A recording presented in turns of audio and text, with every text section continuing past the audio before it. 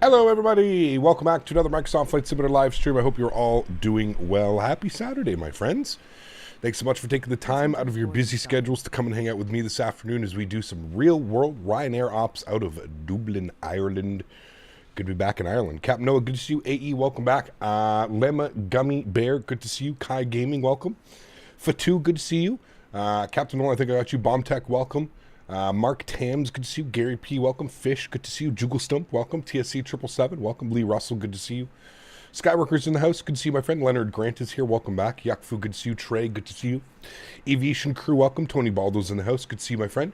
Muddy Funkster, welcome back. John Zander, good to see you. Samoa Pilot, welcome. Mitchell Taylor, good to see you. Jack M, good to see you. Flight 001, welcome. SF Aviation, good to see you. Tenure to Mobile, welcome back, my friend. Good to see you, dude. Welcome back. David PNL, good to see you. Kyle's Aviation, welcome. Nismo87, good to see you, dude. Davis is here, good to see you, my friend. Captain AB, good to see you. Matthew K, welcome back as well. Thanks so much for coming and hang out, friends. Appreciate y'all being here. You can see the aircraft is boarding up here. Not going to waste much time with GSX this morning. So the aircraft is boarding.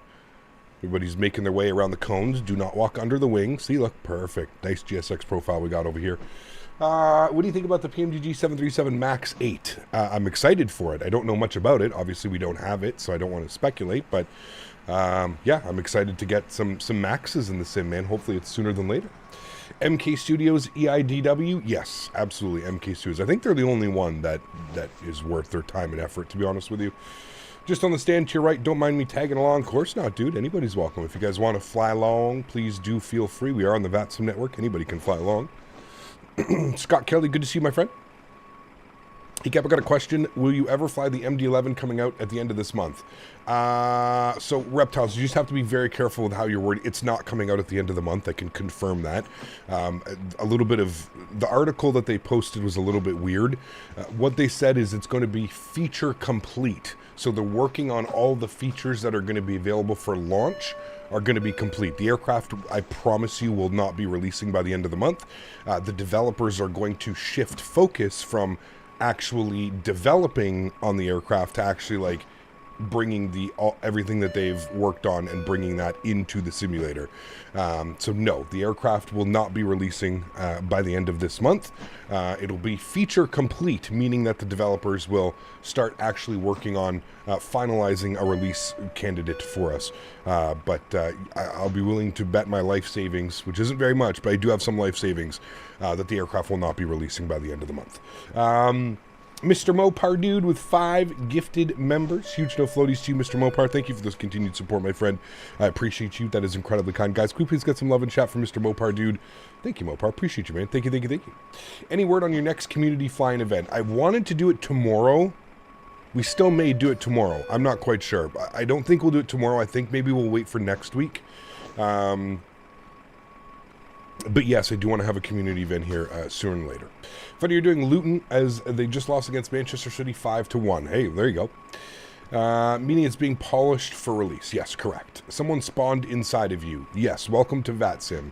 That person probably won't even realize that they've spawned in front of me, and we're just going to end up with... I mean, this guy's got his ground spoilers out at the gate and everything in between, so it's kind of just what it is. 420... fly-in event writes itself. Well, that's across the pond.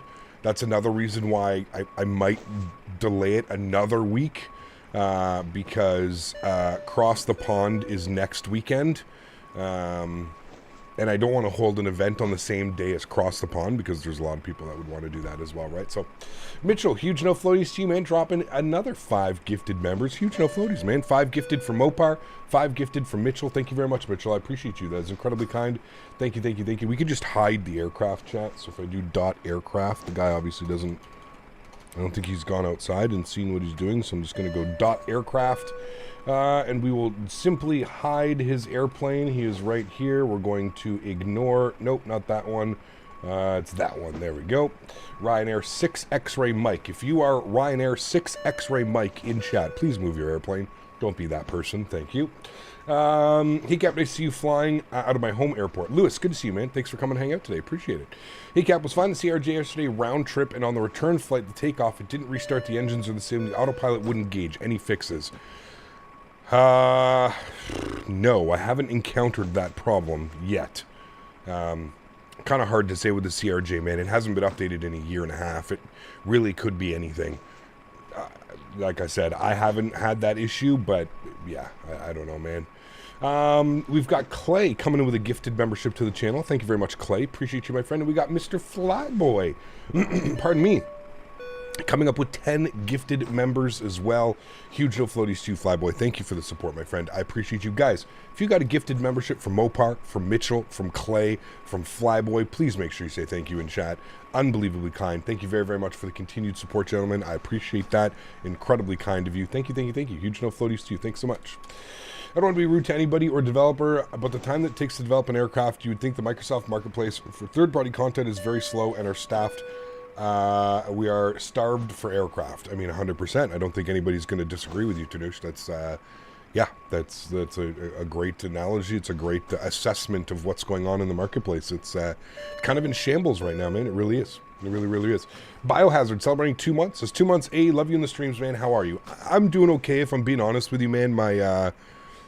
My throat and it's still all fucked up, man. And it's starting to get to that point now where, like, I'm starting to get a little bit nervous as to why this problem isn't resolving itself. Yesterday, I was that close, and I mean that close, from driving my ass down to the emergency room and sitting and waiting for 10 plus hours. It was that bad yesterday again. Was able to kind of suppress it with, like, at-home pain medications, like Advil, Tylenol, allergy medicine and stuff like that. I don't know what the hell's going on, man. It goes away for like 2, 3, 4 days, and then all of a sudden it just comes back with a vengeance. My throat and my like everything just gets so swollen. It's hard to swallow. It's hard to talk. I can't even move. Like the back of my tongue and my throat is so swollen that like I can't even take my tongue and like rub it against my teeth. It hurts that much. I don't know what's going on. I have an appointment booked with a specialist on April 30th. That was the earliest that they could get me in to see a specialist, which is in 2.5 weeks from now. Yeah, I really don't, like I said, man, I've never been sick like this in my life. I've never had an issue that has been persistent like this for, you know, weeks at a time. We're going on almost 3 weeks now. We're at about 2.5 weeks of, like I said, it'll be fine for 2-3 days, and then it'll be 2-3 days of like perfect agony, and then it'll be 2-3 days of feeling better and like, oh, okay, I must be better than, you know, I must be fine now. And then all of a sudden I'll be sitting here and like it'll start with like a little tickle in my throat. As always, great to see you. Yeah. Hope you are doing well, my friend. Running out of things to say every donation, lol. Austin dropping the 20 bomb. Huge no floaties to you, man. Thank you for your support, dude. I really do appreciate you, man. Incredibly kind, dude. Thank you. I truly do appreciate it, man. You're going to need to see somebody sooner than the 30th. Yeah. I mean, like I said, dude, I'm feeling better today. Again, it's one of those like weird things where I had a good night's sleep last night. I was able to suppress kind of like the pain that I was in last night. Jelly beans aren't here, 777. They should be here today. It says that they're out for delivery, but they're not here yet.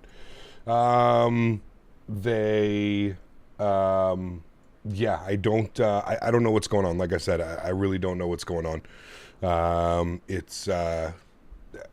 You know, when I went to the original doctor and they told me that it was caused by an infection, it was a sinus infection that then moved to like post-nasal drip, and that's why my throat was hurting. But again, that just doesn't make sense to me. Just again, I'm not a doctor, but for somebody to like get better, to feel good for like 2-3 days, like again, no pain medication, feeling perfectly fine, everything's great, everything's dandy, to then feeling like I did last night, to the point where like I'm sitting here in my chair and my throat is just like vibrating.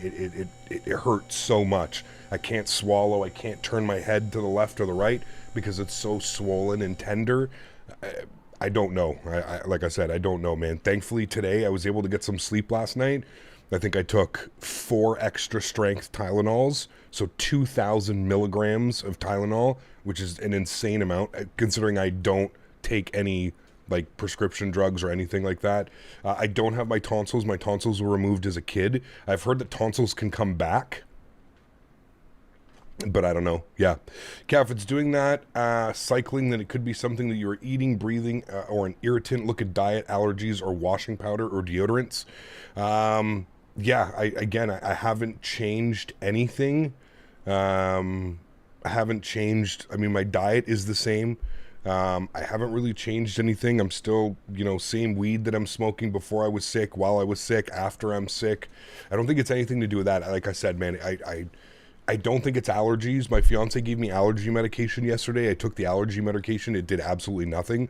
So I don't think that it's allergies. I don't think that it's the vaping. Why would the vaping all of a sudden cause it, right? Like I've been smoking weed for 20 years. I've been vaping THC for 7, 8, 10 years. It just doesn't make sense that would just happen like that all of a sudden, like, oh, here, now you're sick all of a sudden from it. So I don't know, man. I really don't know. Other than like it being a bacterial infection or something going on, I agree with what Yuckfu said, whether there's something that's obviously irritating it, for it to get better and then to just like come back in full force 3, 4, 5 days later. Obviously there's something going on. Something is going on, you know what I mean? So I'm going to do my best, obviously. Like I said, the healthcare in Canada, it is free. but it is absolutely abysmal to see a specialist. Again, waiting 2.5, 3 weeks just to go in to see a specialist. Like I pretty much told it was Dan and Davis yesterday that I was speaking to. I said if this persists and this happens again to the point where I feel like I did yesterday, I'm gonna bite the bullet. I'm gonna get my next door neighbor to watch Daisy, and I'm just gonna drive down to the emergency room and hopefully they can tell me. The problem is I have a funny feeling that I'm just going to go to the emergency room and I'm going to spend 10, 11, 12 hours sitting there waiting to see a doctor, and the doctor's just going to tell me, oh, well, take an over-the-counter, take Aleve or Tylenol to suppress the pain, and hopefully it goes away within a couple weeks. So I don't know, man. I really, really, really, really don't know. I'm hoping, like I said, I feel better today. It's not irritated. It doesn't hurt. I'm hoping that today is the start of like the next couple days, if you will.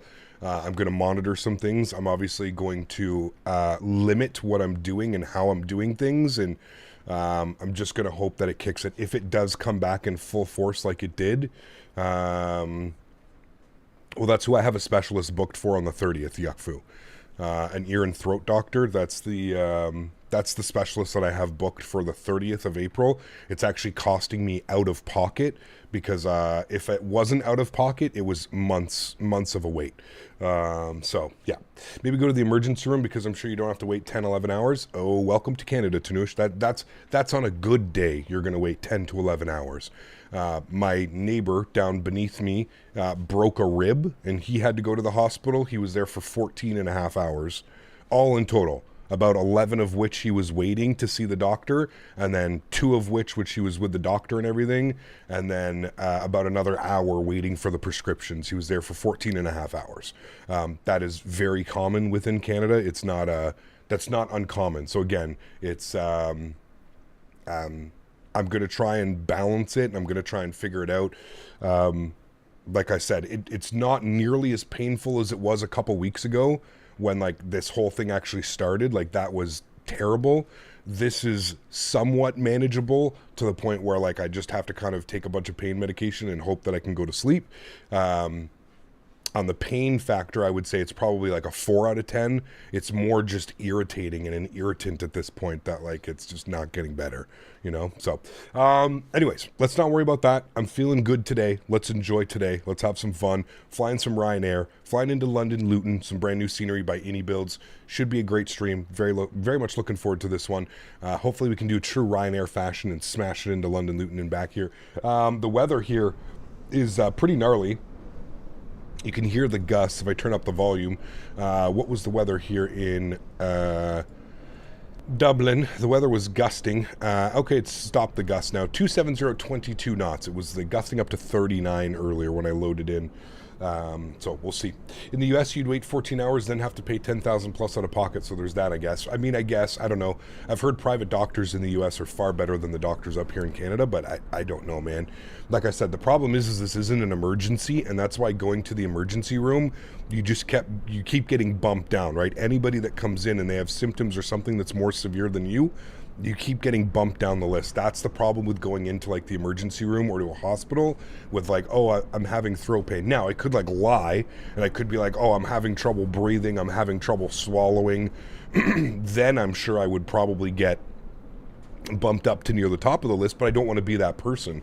I don't want to over exaggerate that. That's not the case. Like I said, if anything, it's the discomfort and the continued discomfort of this being now we're going on 2.5 weeks of like I said, 3 days of feeling like absolute shit, like can't think because just my throat hurts so much, like swallowing is impossible, eating is difficult, drinking is difficult, to then 3 days of perfectly fine. You know what I mean? Of no problem, everything's fine, voice is fine, I can eat, I can drink, I can do whatever I want, everything's fine, to then turning around and then having another 3 days of feeling like complete shit, to then feeling better for 2 or 3 days, to then feeling like shit for another 3. Like it's just this continuous process of like it doesn't seem to be getting better. So I don't know, man. Do what I do at the hospital wait times. I have chest pain. I know I can. Oh, and can you check my throat? I wish, dude. I wish, man. I always push sickness as far as I can go, just hoping I can get it over myself. Also, don't have to deal with the healthcare system. Well, also, guys, don't forget here that I literally paid to go to a private clinic so that I didn't have to go to the hospital. When I went to the private clinic, they did a bunch of tests. They did a COVID test. They did a strep throat test. They did a mono test. Everything came back negative. So I know that it's not COVID. I know it's not mono. I know that it's not strep throat. They couldn't diagnose what was wrong. Like I said, they just thought, and the way that I was describing what was going on in my symptoms was that it was a flu that turned into a sinus infection. Then the sinus infection turned into a post-nasal drip infection, which was causing my throat to flare up and feel the way that it does, which to me, as somebody who's not a doctor, that sounds about correct to about what I was having. I was put on painkillers, I was put on steroids, and I was put on amoxicillin for 6 days to clear any type of bacterial infection or anything that it could have possibly been. None of that worked. So again, it's like, okay, well, what other options do we have? Do you know what I mean? Like we've basically we've gone through every other possible sickness that could be causing that type of like throat irritation. I don't know. You know what I mean? There's nothing visible in my throat when I like open my mouth and I shine a light or like I look at something. There's nothing visible. There's nothing there that's you know causing any issues or anything like that. So again, it's one of those weird ass things, man, where I kind of just fingers crossed that over the next couple of days, again, I do feel better. But I promise you, chat, and I don't be upset if I have to take a couple of days off at the end of this week. But now that I'm starting to feel better, the last 2 or 3 days have been terrible. Now today seems to be the best day out of the last 3 days. Today seems to be the best.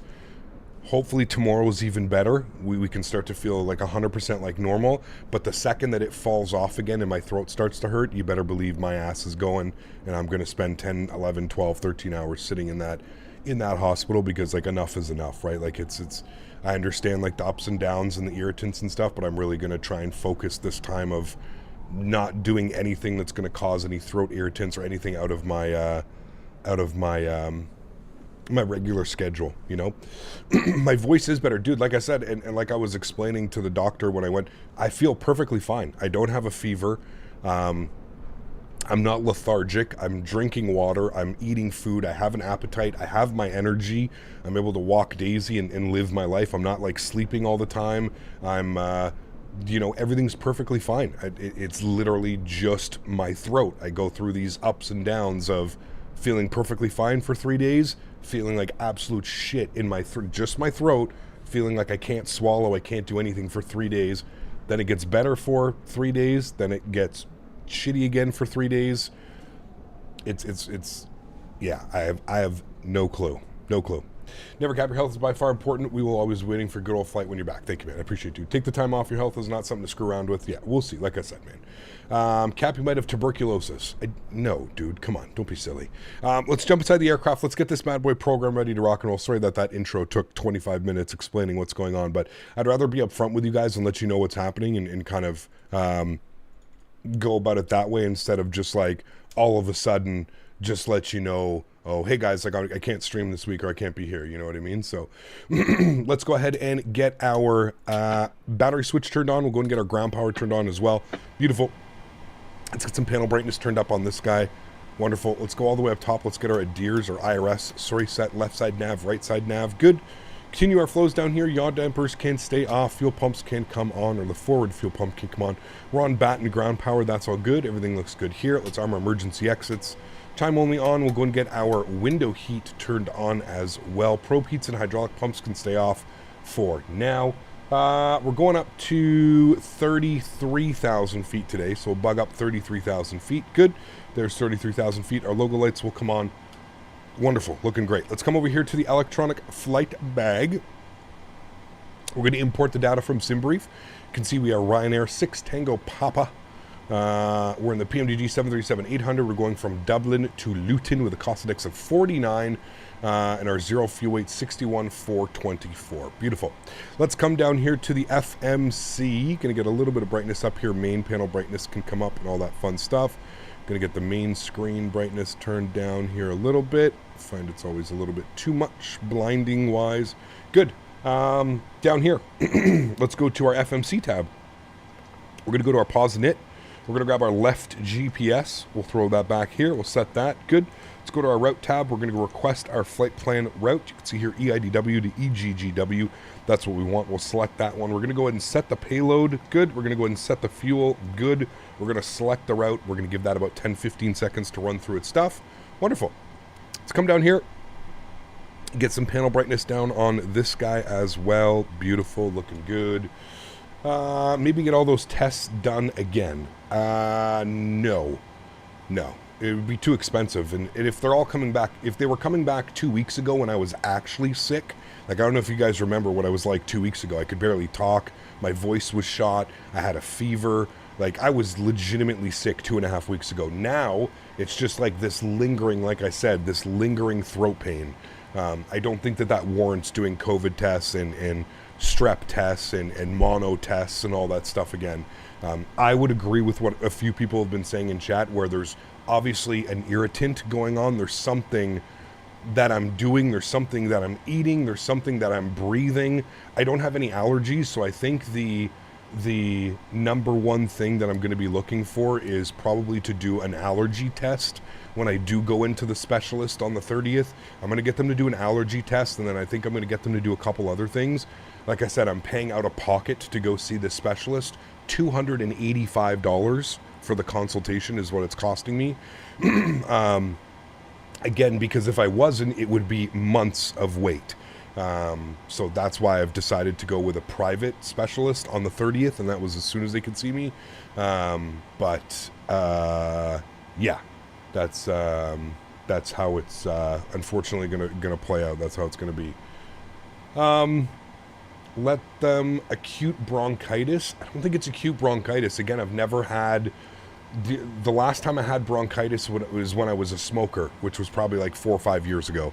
I think that's the last time I've had bronchitis. Ever since I quit smoking, I've really had no issues with like my throat and stuff going on. You know, like it's like I said, we can sit here and listen, man. I've fucking Googled it till the cows come home.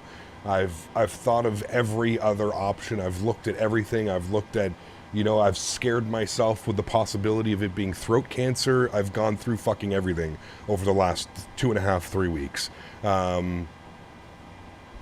I don't want to like start jumping to any conclusions or start worrying about things and start being like, oh, well, it's this, or oh, well, it's that, or oh, it's this, it's that. I would agree that obviously there's some type of irritant going on, and that's what's causing this, and we're going to go from there, man. Maybe I am allergic to something and I have to start monitoring something a certain way, or I don't know, man. I don't know. It's chronic pharyngitis. It's pretty common. We'll see, man. It's athlete's foot for sure. Yeah, exactly. People will blame the weed. I mean, that's fine. Like I said, dude, I've been smoking weed for 20 plus years. I can assure you it's not the weed. I don't know. I don't know what else to tell you. How do you get the tablet? It's in the FMC. If you don't have the tablet, it's in the FMC. Go to the PMDG settings and you should be able to see it, man.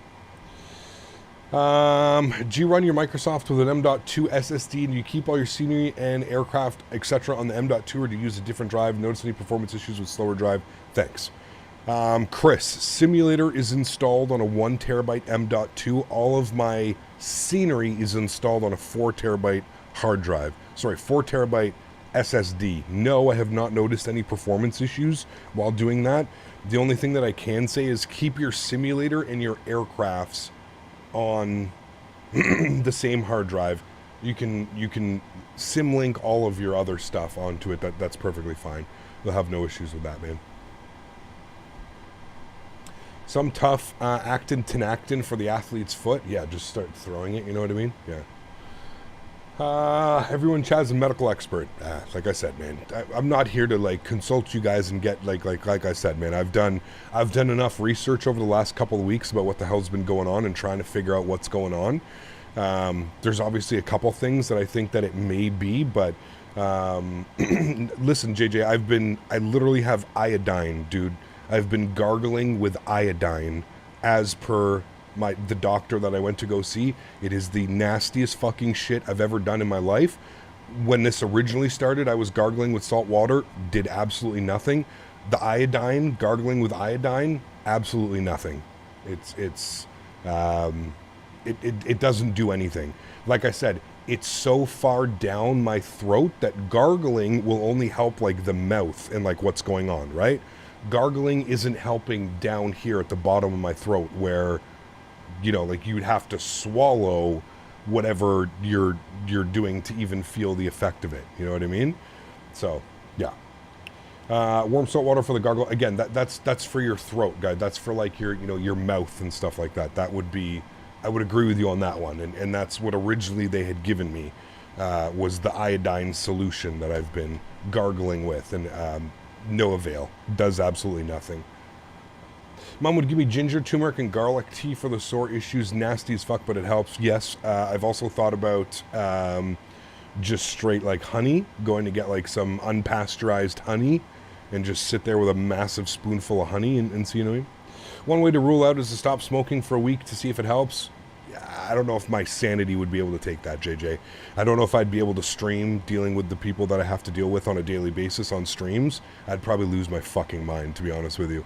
Have I cut down the amount that I'm consuming? Absolutely, JJ. I don't know if you've noticed, but like I don't sit here with the vape all the time and stuff like that. So I have been cutting down. But again, I don't think that that's what it is, JJ, because it's not like I said, man. I feel better for like 3 days at a time where I'm smoking the entire time.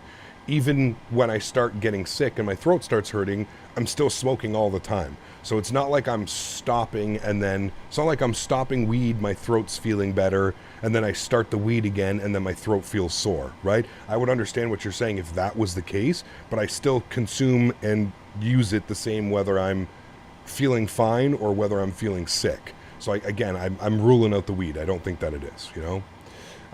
They didn't do a blood test, Cam. That's the other thing that I'm going to ask for on the 30th when I go. We're going to do a blood test, and we're going to do an allergen test, and a couple other things. So, yeah. Okay, that's all done. I think we have ATC online. We have Tower online. Let's grab ATIS information. Delta. We'll tune to Tower. 18.6 is on Tower. Let's go 18.6. We'll bug that up. I'm working on trying to get my Wi-Fi sorted. There you go. Nice. Hey, Cap. Sounds a bit gross, but try changing your toothbrush. Happened to me last year, and I couldn't figure it out. New toothbrush and no more throat issues. Interesting. Okay, Keith. I'll definitely consider that one. I mean, that could be a thing for sure, dude. This is an irritation down by the vocal cords. You can ask them to do a blood test called SMA 20. Okay, yeah. Like it is, Yakfu. It's like I said, man. It's like down to here. It feels like it's the back of like the tongue, like not the back, but like my, you know, like as far as I can reach. You know what I mean? So. Have you had a dental exam within the past 3 months? A friend of mine had his throat issues detected on his last dental exam. I have not, Greg. No. It's been a while. I think about closer to 6 months since I've had a dental exam. Gap, have you tried the old version of the PMDG PFD where it converts into what it looks like the classics? I have not, Finn. No, I have not. That's the exact symptoms of what I said, Cap. Oh, there you go. Chronic pharyngitis. We'll see. Hey, Cap, what is your Wi-Fi speed and what's the maximum for Microsoft? I have gigabit internet. I don't use Wi-Fi, though, for, like, Microsoft. I'm pretty sure you could use however you want, but, yeah. Haven't been to MSP in a while next week. Yeah, we can do some Delta. We're going to be back in the A320 next week, so maybe we can do some Delta ops in the 320. Okay, let's grab our clearance. We have ATIS information Delta. Dublin Tower, hello. Ryanair 6 Tango Papa, ATIS Delta IFR to Luton, please. Ryanair 6 Tango Papa, hello. Thanks for Delta. Clear to Luton, index free, Juliet departure, runway 28 right. Initial flight level 900, squawk 6657, and departure frequency with Unicom. Alrighty, cleared to Luton, Endic 3, Juliet departure, 28 left, I believe you said. Initial climb, flight level 90 and 6657, departures on Unicom. Ryanair 6 Tango Papa. Runway 6 Tango Papa, runway 28 right. 28 right, thanks so much. Ryanair 6 Tango Papa. 6 Tango Papa, thanks for your back correct. Austin, thank you for that 20 bones earlier, man. I really do appreciate you, dude. Let me add that onto your total for the month. 180 for Austin. Appreciate you, Austin. Alpha Male says, have you... I can't even... How did you manage to fuck up the spelling that bad that I can't even read your $2 donation? Have you verb gawking by any means?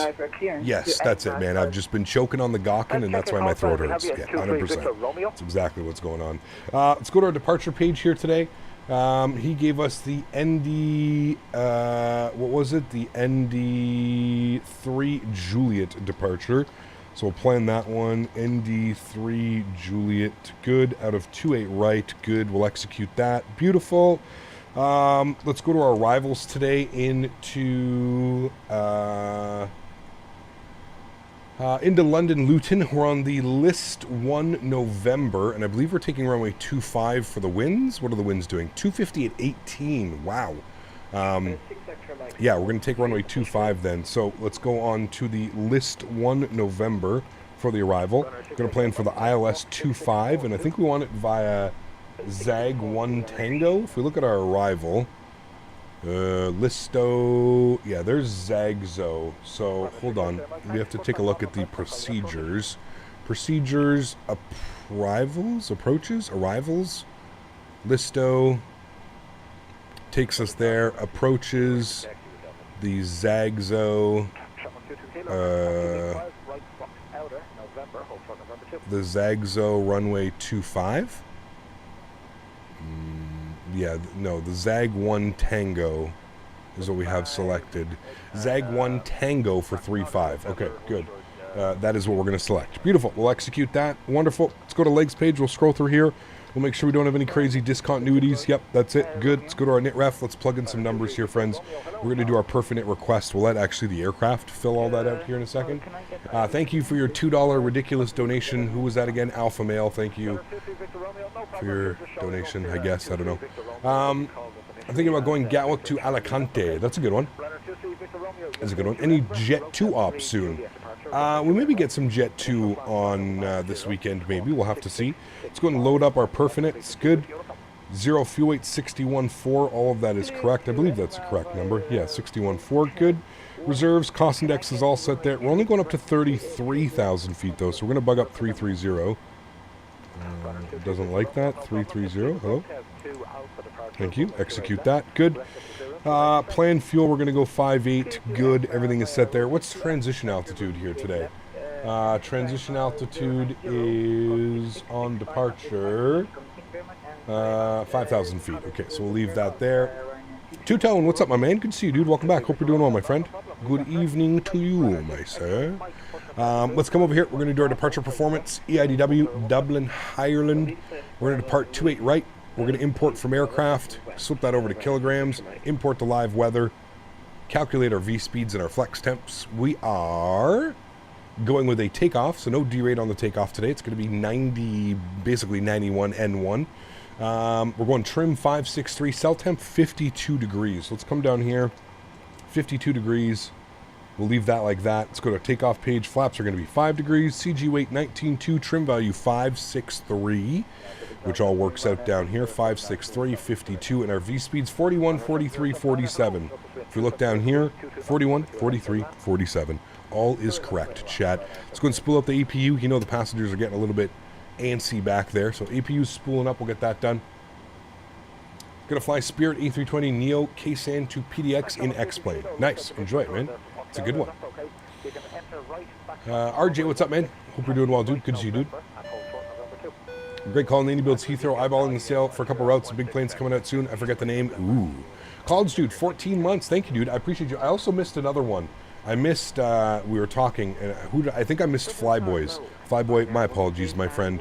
I'm pretty sure Flyboy had a 48 months, 4-year membership for Mr. Flyboy. Can we please get some love and shout for Flyboy, guys? Longtime friend of the channel, moderator, supporter, sponsor. 48 months for Mr. Flyboy, 4 years. We've got College Dude celebrating 14 months. As Ryanair, it's smashing time. Love the streams. This is the only day where I feel like I can smash these airplanes and everything's fine. Everybody's happy. Every other time you guys would be upset at me, but if we fly Ryanair and we smash it, everybody's happy. Everybody's like, hey, Captain, you did a great job. Thank you for that. So we'll look for a little bit of a smashy. I'll definitely go no floats today. APU bleed is on. Good. Let's get our hydro pumps on. We'll flip this over to APU generator. Good. Everything else is good there. We've got bleed pressure. We're going to 33,000 feet. Everything is set. What is landing elevation here into... landing elevation was... 527. So we'll bug that up. We'll go 550. Sure. Okay, we're good. Upstairs, gens are on. Good. Bleeds are on. Good. Let's come down here. Sorry, I forget that you have to always come down here. We're going to go to FS Actions. We're going to go to Ground Services. We're going to release the ground power. We're going to remove the wheel chocks. Good. We'll make sure that our park brake is set, otherwise GSX gets upset. And we're going to go to GSX and we're going to prepare for pushback and departure. Beautiful. Let's go upstairs. We'll make sure that our anti-collision light is on. We'll make sure that our fuel pumps are on. We'll make sure that the seatbelt sign is on as well. Beautiful. Getting ready to go. I think these guys are all pushing back right now. So we may get our clearance in before they push back. I don't know what's going on. Hello, Captain. We are ready for pushback. Yeah, they're all pushing back now at the same time. Good day, Cap. There's a nasty jet stream over Ireland into the UK. Expect insane crosswinds up to 550 knots or more, and the headwind going back. Ooh, we like those. Monsieur Javis. Good to see you, my friend.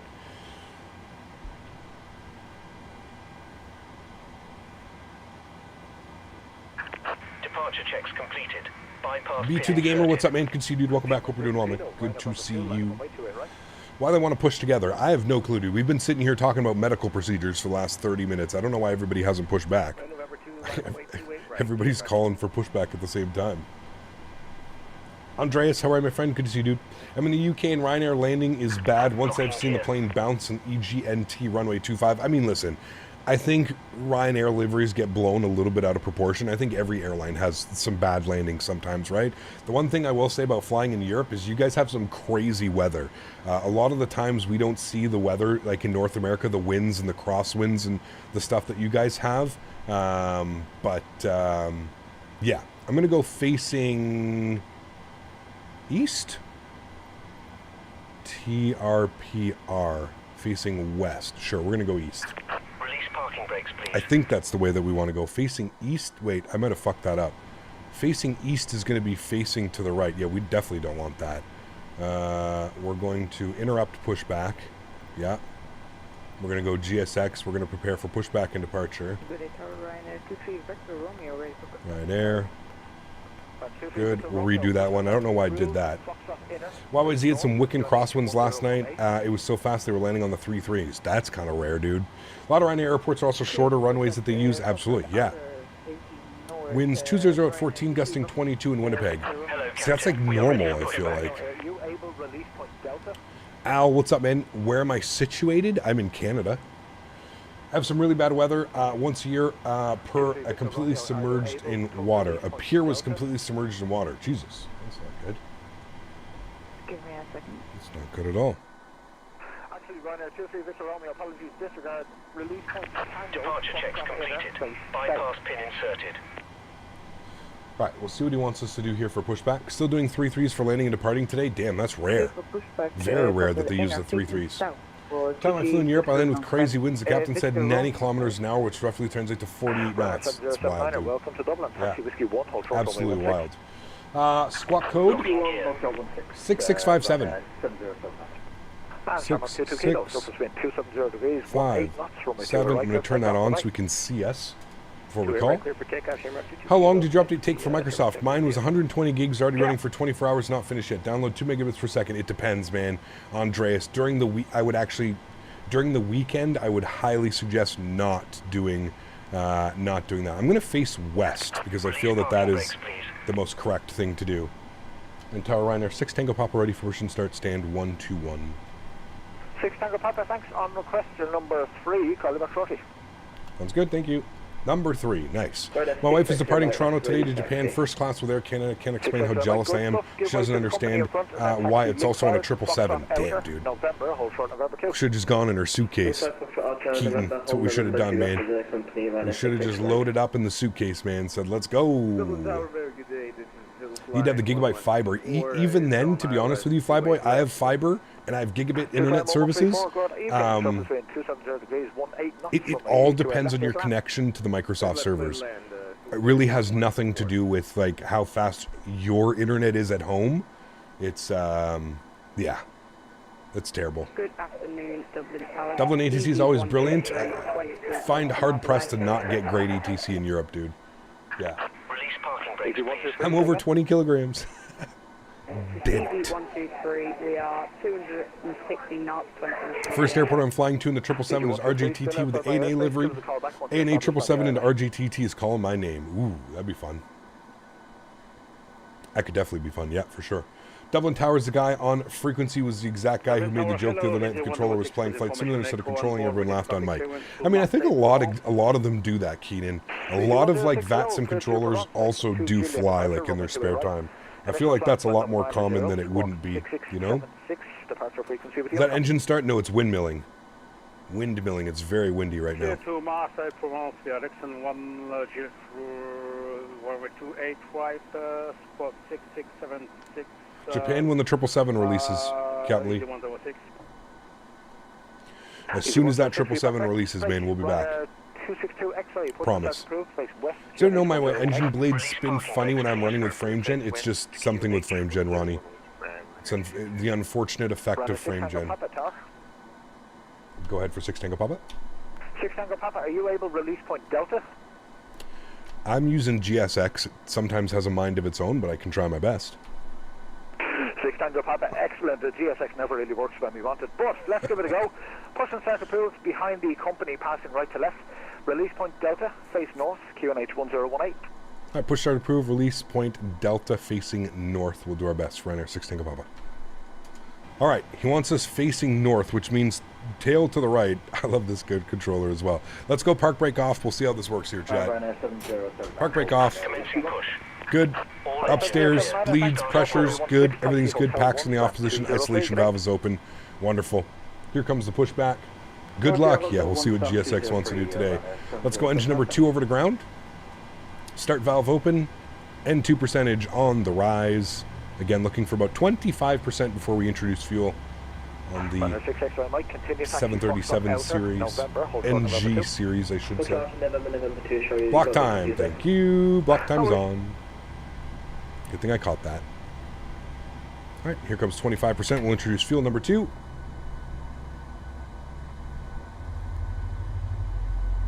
We're just going to try and get these engines started as quickly as we can. Luca, what's up, man? Good to see you, dude. How do you program and set a pushback for GSX? You can manually set it. You can manually do a GSX pushback. I have a profile for this airport that should understand them.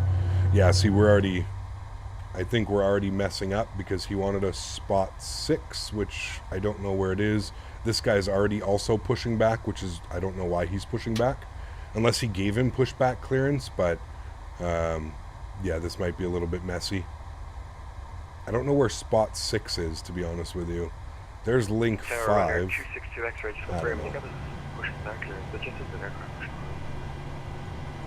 Please set parking brakes.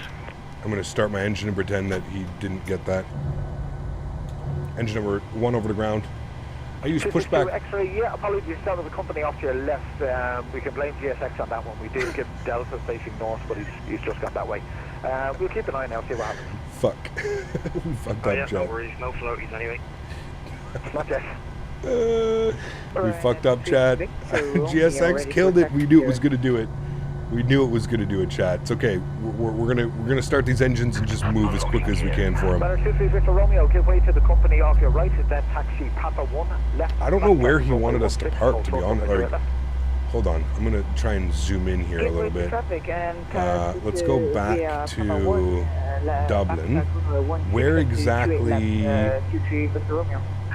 Toad drive disconnected. spot Bypass pin removed. Dublin Tower, hit the 106 40 for push and stop. I don't even know where we were supposed to be there, to be honest with you. I'll call you back short. Unless we go to Dublin and taxi.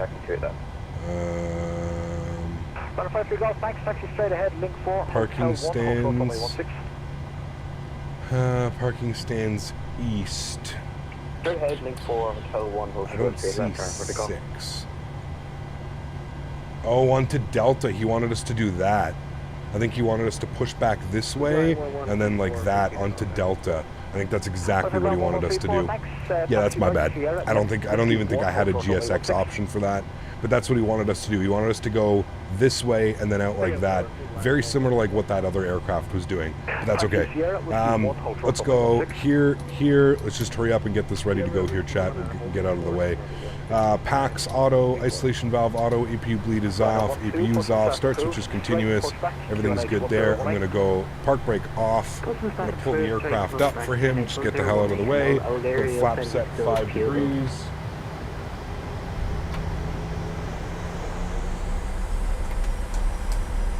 Alright, flap set 5 degrees. And tower in our 6 to Tango Papa, we tried our best, but GSX had a mind of its own, but we're already taxing out 28 right. To the company passing left to right, tracking right to left. Oh, we stepped on him. Alright, just get the hell out of that guy's way so he can go. What country are we flying in? This is Ireland.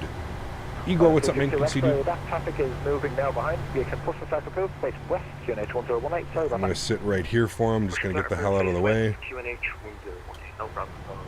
Okay, good. 1018 on the QNH. November 2, line up on way 28 right. Good. Clear that out. Takeoff speeds are verified and set. Good. Auto brake over to max RTO. Flaps are 5 degrees and set. V speed 147. Initial climb 9 or 1,000. So that is correct. We can go flight director. In Tower Ryanair 6 Tango Papa. We saw now what we were supposed to do. Unfortunately, GSX didn't listen, but we'll know for next time. Ready to taxi 28 right.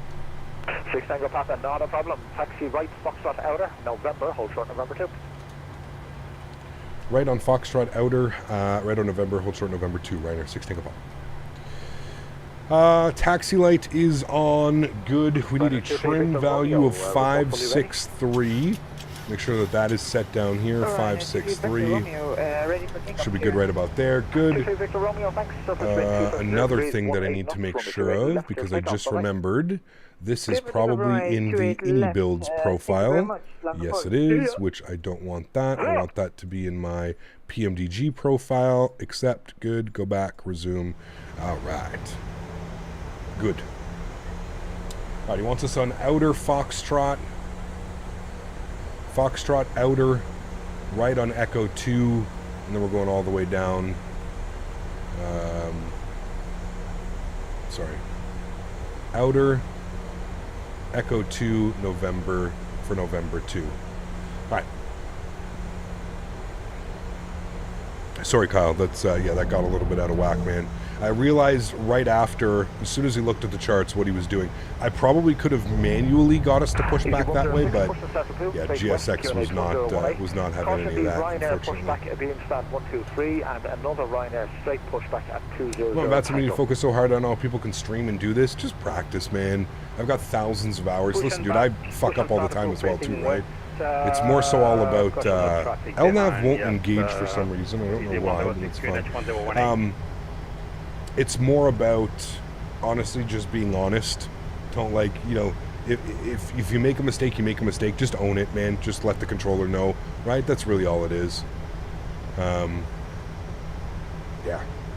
I think people think a little bit too much into it as well. Keaton, thank you for the $2 donation. Appreciate you. You got to honk the horn. He doesn't have the backup cam. Beep, beep. Nice, Keaton. Thank you for the $2 donation, man. I appreciate you, dude. Thank you, buddy. You imagine, man. Keep in mind, though, as well, like in real life, it's not like, you know, the tower wouldn't be doing all that. You'd have ramp control, and ramp control would be a little bit easier to, like, make all these things happen, right? So, 1000% by bad trait. When I get confused, I do the good old quiet mumble. Yeah, and again, man, you don't have to feel that way on VATSM. If there's anything that I can teach you guys, or there's anything that you can take away from it, is just, dude, we're all human. A lot of us are non-type rated pilots. A lot of us are doing the best that we can, and that's really all it is, man. You know, if you're really having trouble and you really notice that you're throwing things out of the way, or the controller's getting upset at you, or whatever may happen, right? Just log off. You know, it's just that simple, man. Log off, do a couple more practice flights too, feel a little bit more confident. But yeah, like I said, man, we're all human. Most of us are non-type rated pilots. Most of us are kind of just going with what we know. You know what I mean? What are your thoughts on Beyond ETC? I think it could be good for people that don't want to use like VATSIM or Pilot Edge or something like that. I don't necessarily know how you know, promising of a product it would be in the long run, but yeah, teach their own, I guess, right? If you think it's worth it. I mean, the price point at $30, I feel like that's a lot better of a price point than, weren't they originally planning like $70 or something, plus having to pay for minutes? And yeah. Hello, the frame gen mod works for me, but the screens and digits are blurry when they move fast. Is yours is good? Any tips? Try running TAA as your anti-aliasing level change, not using northwest of the field. You're not near runway 28. You're going to need to shout vector and then DLSS or something like that. On the ILS.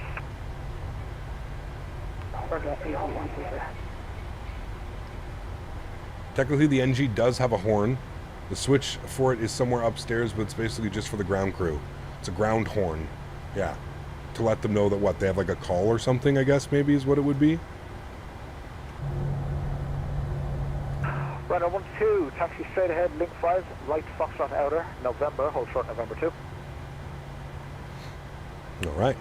Got the company Ryanair. He's got the split skimiters on his November. Nice. Question Foxtrot or November to November 2. And runner 66 Mike, surface wind 270 degrees, 18 knots, runway 2 right, clear take off, bye-bye. Take runway 2 right, runner 66 Mike, goodbye, thanks. Runner 6 Tango Papa, behind the departing company, line up and wait, runway 28 right, behind. Behind the departing company, line up and wait behind Ryanair 6 Tango Papa. Right. Behind. Landing lights on. Runway turnoffs on. Strobe lights on. Wing lights on. Good. I think it's just to get their attention. It's somewhere near the main gear. Got you. Yeah.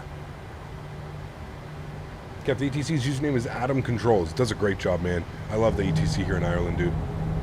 They always do such a great job. If PMDG released a classic, would you fly them?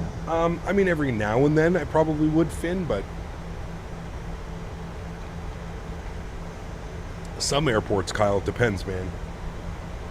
Some airports are an absolute nightmare. Like, go to Spain and try and taxi around like Madrid or Barcelona. It'll spin your head, man. The way that they do these, again, it's confusing for no reason. No reason does a taxiway need to be that confusing. No reason does a taxiway need to be 6 different letters and numbers for the same taxiway, but yeah, I feel like it's everything in Europe, dude. It's just overcomplicated for absolutely no reason. If you don't have 28 right, is my AirAC update not set up correctly in the FMS manager? 28 right, clear for takeoff. Thanks for wonderful ATC. Appreciate all the help today. Ryanair 6 Tango Papa. All right. Joystick cam is on. Sounds are going up. Enjoy the departure here, friends. Let's go throttles to 40%. Chrono's coming on. And stable Toga. Dublin Tower, Lufthansa 2121. Slight nose down pressure. Clearance to Luton. Takeoff power set. Airspeed alive. Thank you. Hello, clear to Luton, NX3 Juliet departure, runway 28 right. Initial flight level 90. Neutral. Squawk 6603, departure big Cuba Unicom. Winds are blowing right down the runway right now, chat. It's perfect. Alright, 2890 Squawk 6603 departure with you. Lufthansa 2121. Rotate. Rotate. 2121 negative. Your departure frequency will be with Unicom. It's an automatic handover after takeoff. Positive rate of climb. You're up. NX3 Juliet and 6603. Index 3 Juliet and what now? I'm sorry. Your squawk 6603. Yes, 66, squawking 6603. Traffic LNAV. Lufthansa 2121, thanks. Is that correct? Start our right turn out. We're going over to Unicom. 1228 for us. Fly the departure.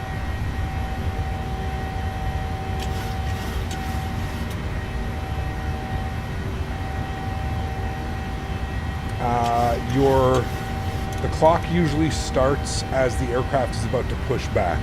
That would be your block time. So block time is from pushback to pulling up to the gate.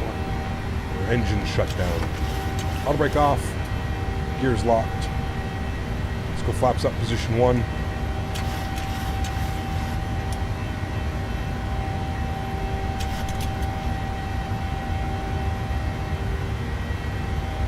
All across the pond slots are taken. Have to wait and see if anybody cancels, man. You have to keep checking. Some people may cancel. Some people may not confirm their booking slot. That's pretty much all you have to do is wait and hope for that, man.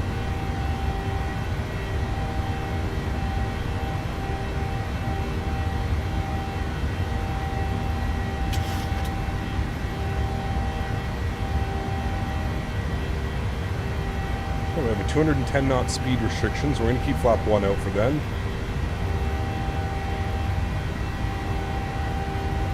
I'm going to bug up our cruise altitude, which we're going up to 33,000 feet.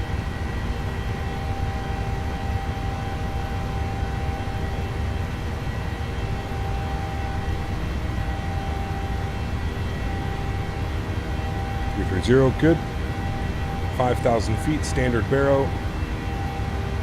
Standard barrow. Standard barrow. On all 3. Speed restriction is coming up. We'll go flaps clean. No floaties. No floaties.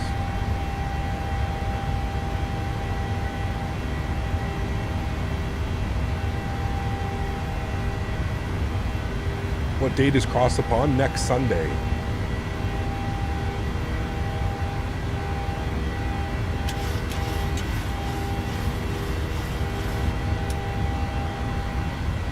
There's 250 on the climb out. We're looking real good. Made those turns. Autopilot 1 can come on. I'll bring you guys up into the flight deck. Good. Oh. Why did my camera turn off? I look frozen in time, chat. Hold on. Can you guys hear me right now? Say yes in chat if you can hear me.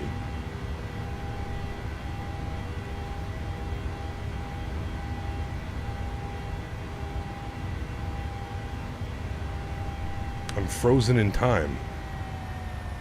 Okay, I'm going to restart OBS. I don't know why I did that. My camera just started blinking blue and then it turned off. Give me a second. Let me restart. It's going to look like the stream is shutting off. Just give me a sec. I'll be right back.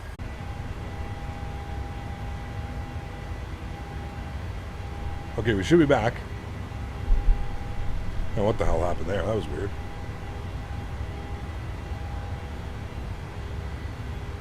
Refresh. We should be back.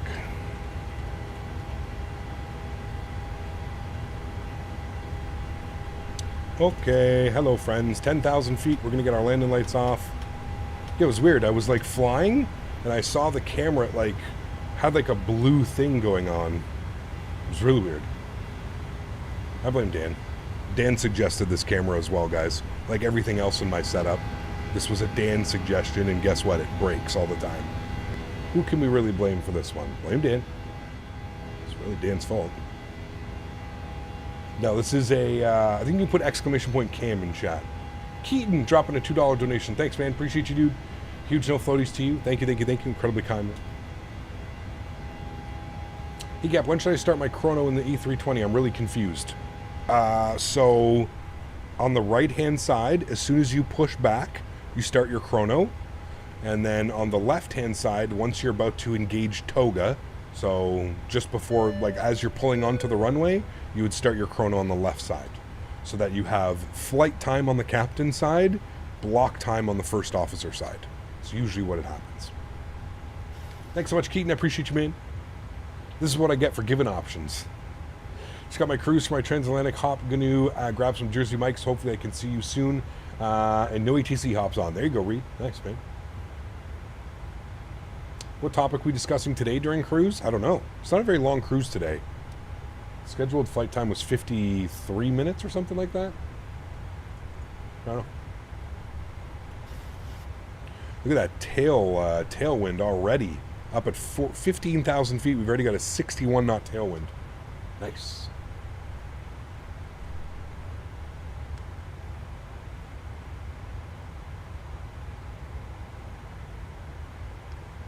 Imagine the jelly beans arrive. Ugh. I'm not looking forward to that one, dude. I am not looking forward to that one.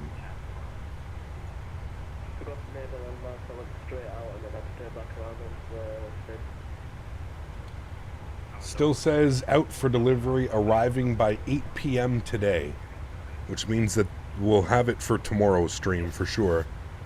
We'll have the bean boozled. Bean boozled.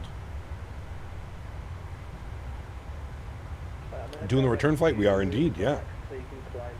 We are. How do you sign up for Cross the Pond? Did you sign up? I did not, no. I think I'm skipping this year's Cross the Pond. Simply just because we don't have a proper third-party long-haul aircraft, man. I'm just, yeah, not interested. I've done the last 4 Cross the Ponds, 2 each year. There's 2 each year.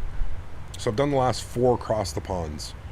And I've used default or modded default airplanes, and I'm over it, man. I'm over it. I want a proper third-party long-haul aircraft. What about the 310? We could do the 310. We could have done like retro ops, but again, TSC, nobody flies the 310 anymore. It's, I don't know, man. We could have done retro air transat. I do hear you out with that one. That probably would have been our only option that I would have done. And listen, I'm still not saying I'm not going to do it. There still may be an option that we will do it. We may pick up someone's slot. Last year we were lucky enough. I think it was Skyworker that offered up his slot for us, so we ended up doing it. So we may end up doing it, but as it stands right now, no, I do not have any plans. Personally, like I've always mentioned, if we don't do Cross the Pond, we're going to do our own like cool flight. Off the top of my head, I'm thinking JetBlue LA to JFK.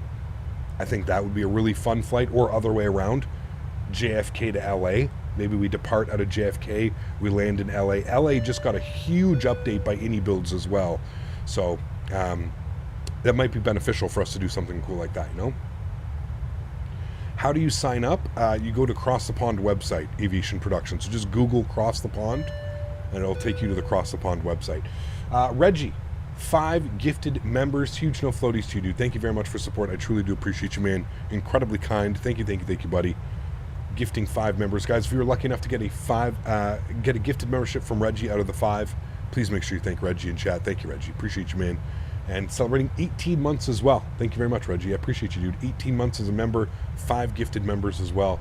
You guys are going crazy with the gifted members. 36 gifted members today, chat. Thank you. Seriously, incredible. How do you get updates now from iniBuilds? The iniBuilds launcher. Just open up the iniBuilds launcher, man. It'll let you know if anything's ready to go. I was about to ask you that. Do we have a valid modern long hauler in the sim? Nope. We're still waiting, Fatty. I believe that the PMDG 777 will be the first option that we have, but yeah.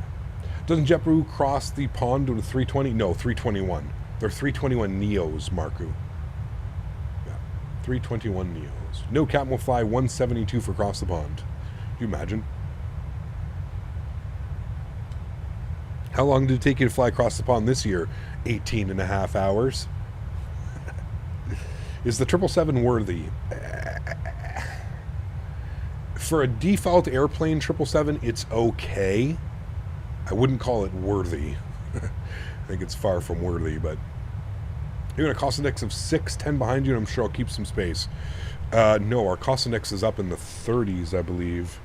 Init ref, index, performance. Cost index is 49.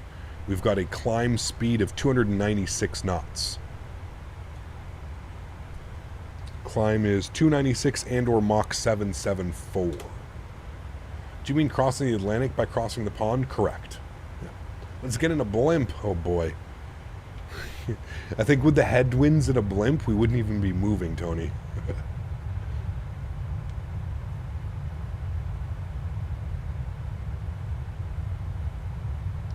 Do you not plan to fly the 787? I mean, I've flown the 787 a bunch, Sean. Again, man, to me, personally, it just leaves so much to be desired. It's not that it's a bad airplane like the Horizon Sim, and it's not that it's a bad airplane. It's just that, again, man, it leaves so much to be desired. Every time I fly it, I just sit there and go, damn, I really wish we had a proper third-party 787, because this is kind of meh, you know? Can you cross the pond with a 7.3? If you did it as like the Boeing business jet, yeah, you probably could. Wonder if the F-22 will have enough fuel to go across the pond. Hey, just mid-air refuel. Right, Bumpta? Keep it as realistic as possible. I'm going to fly it on DCS, cross the pond on DCS this year.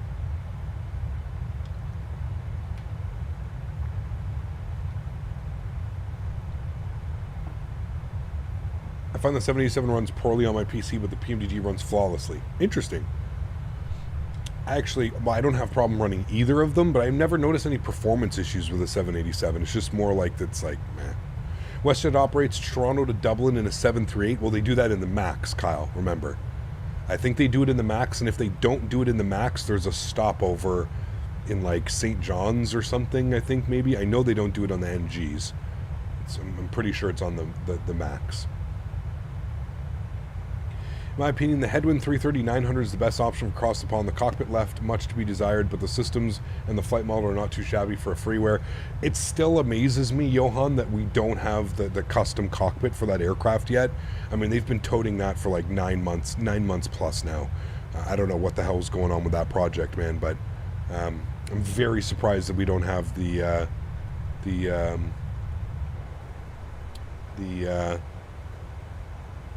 cockpit for that yet. If we had the cockpit, you're right, Johan, actually, that probably would have been the leading contender. I like the Headwind 330. Somehow I brick landings in that every time.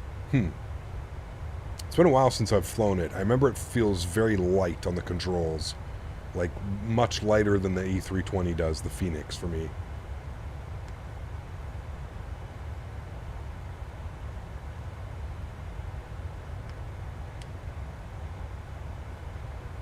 Maybe there's a Captain Sim boat that will work for cross the pond. Probably is. An anchor, at least. Pulling out the Nintendo DS for cross the pond this year. Proper way to do it. Nice. Captain Will would agree with you. He'd bring out his N64 controller. Go old school, go gander to Iceland to Dublin. That is the old school way, yeah. Feel there was a decent 787 on FSX. Forget who made it, but it was pretty good. Who was that? Was that the... Who's the guys that made the 787 for FSX and P3D? Forget their name. Just tuned in, was hoping to see you flying the updated iniBuilds LAX. We flew into LAX the other day, Gerardo, so if you do want to see me flying to LAX, you can go check that out. We flew in the CRJ 700. We flew out on a 737-900. Next week, we're going to do a flight. I believe we're going to do JFK to LAX. So we're going to do a nice transcontinental long haul, JetBlue style. Quality Wings, that's the one. Thank you. What about the Curo? It's not that it's bad, Aviation Productions. It's just that a lot of it's just default. It's just the default 787, man. And, you know, listen, whether you like it or whether you don't like it, for me personally, it leaves a lot to be desired. I don't mind flying it, but to me, it's not across the pond candidate. None of them are, to be honest. I didn't understand your point in the 787, either Horizon Sims version or Curo. What do you mean you didn't understand? To me, it when I fly it, it reminds me too much of a default airplane. It's the best way I can describe it. It reminds me too much of a default airplane, meaning that there's certain things that just don't work. There's certain things that feel weird. It just doesn't fly right. It doesn't, you know? That's more so what I'm getting at.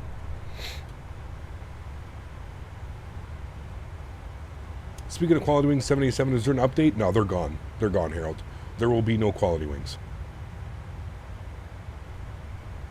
Quality Wings is DOA, Dead on Arrival. They are a non-existent company. Kyle, 249, appreciate you, man. It says coffee on me and an apology for my pushback. No, dude, that's not on you, man. That's on me. I tried and I thought we were going to do what GSX was doing, but GSX is, yeah. got a mind of its own sometimes, and so does the pushback tug driver. Thank you for the support, Kyle. I appreciate you, man. No worries at all, man. That one's on me, dude. Not on you, that's for sure. What is my favorite plane in X-Plane? Probably the FlyJSim Q400, followed by the Zibo 737, followed by probably the Tolis A321, 319, Flight Factor 75, 76. Probably those together. How do you have so much FPS? I have like 30 FPS and horrible graphics. Any tips? Better computer is a good start. Better graphics cards, frame gen mod. It really depends. I'm using the frame gen mod, so that's what's giving me 75 plus FPS, but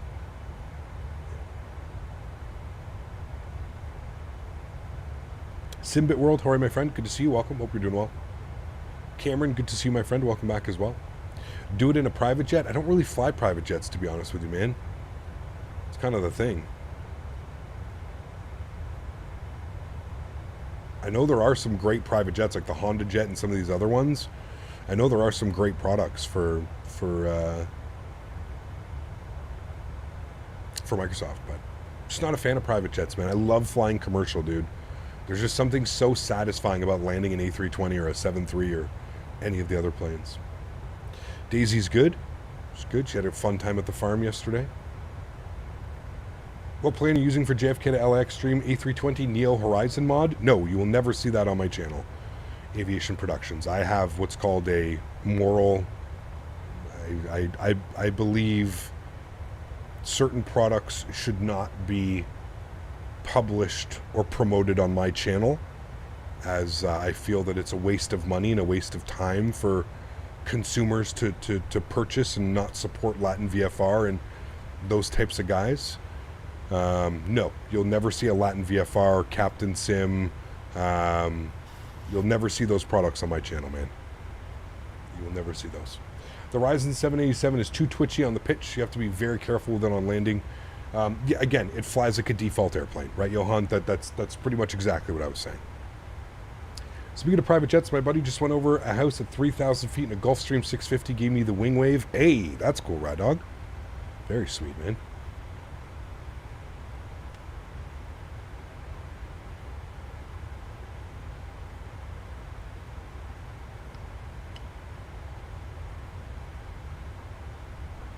Captain, I need your honest opinion on the fly-by-wire 320. I think it's great.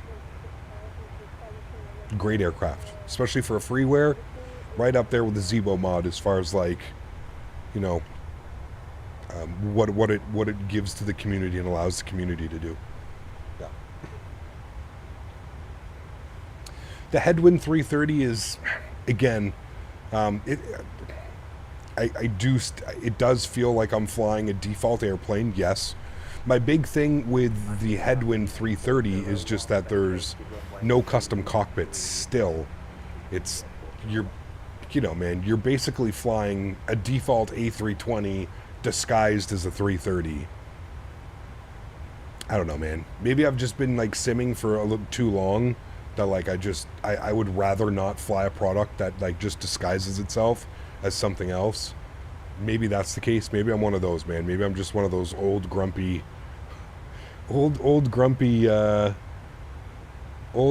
pilots. I just, for me, it's just, it just doesn't do it for me, man.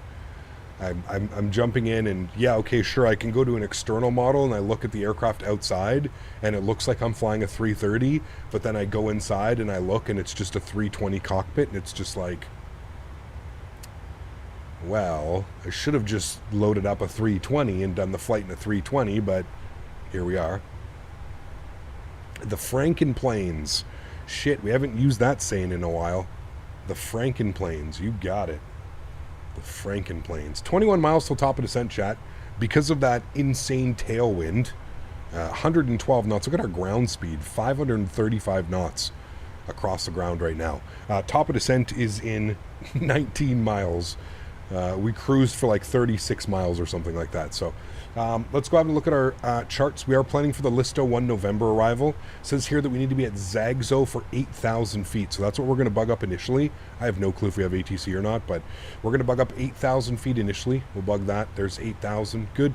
we'll leave that, and the aircraft should descend itself here in about 16 miles down into England. The default 7.4 is decent. It's not bad. It's not bad. Like I said, right, dog, it's acceptable. I don't think I would ever fly it for like cross the pond or anything like that, but does FrameJet mod work with an NVIDIA 1660? I do not believe so. No. It only works for RTX cards, Oliver, not GTX cards. Yeah, which means we're going to have 110 knot headwind on the way back. And we should get a beautiful sunset on the way back, chat. Should be real nice. We should get a nice evening sunset arrival back into Dublin. Either doing the 747-800 or the 787 for cross the pond, where we just really don't have any more options, do we? It's kind of the shitty thing, right? Does the length of development in proper third-party planes shock you anymore? No. I think what you'll see is in the next coming years, I think things will become a little bit easier. I think part of the problem with the long wait times right now when it comes to developments with these airplanes in the simulator is just that the simulator is constantly changing, which is making developers constantly have to manipulate or change things, and the SDK is continuously changing. So the SDK is how they build the airplanes. It's how they implement systems into the simulator. Those things have been constantly changing for the past couple of years, and I think that like I said, I spoke to a couple of my developer friends, and apparently the SDK for this simulator is the same going into 2024, so there shouldn't be much of like a learning gap like there was. I think part of the problem is this SDK was completely new, and a lot of developers, you know, they've been using FSX P3D for 10, 15, 20 years. That's what they've been developing on, and that's how they've been developing. And then Microsoft comes out and they have their own SDK where you basically have to learn and you have to build from the ground up. It's not so much a like, oh, well, I know how to do this because I've done this 30 times already on the other platforms.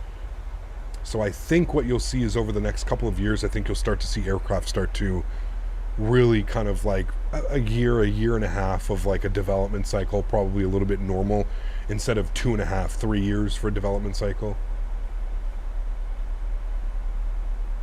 What's the latest on the 777? Still no release date. They've said that they plan on letting us know when a release date happens. I know a lot of people, RyDog, are very excited, hoping that it's going to release next weekend before Cross the Pond. I don't know if that happens, but yeah. So basically the current mods for FS 2020 are valid for FS 2024 on initial release. In theory, Fatty, yes, that's how it should work. And again, this is just speaking to a couple developer friends. This isn't me coming out and saying, oh, I spoke with Microsoft, and Microsoft and Asobo have confirmed that Microsoft and Asobo have confirmed that theoretically, if a product works in Microsoft 2020, it should work in Microsoft 2024. I don't know if there's any testing that's been done. I have no clue if a developer even has access to 2024 yet. And if they've been able to test that theory, we don't know, man. I feel like that's something that we're only going to figure out and we're going to learn in due time. I have no clue, man. No clue.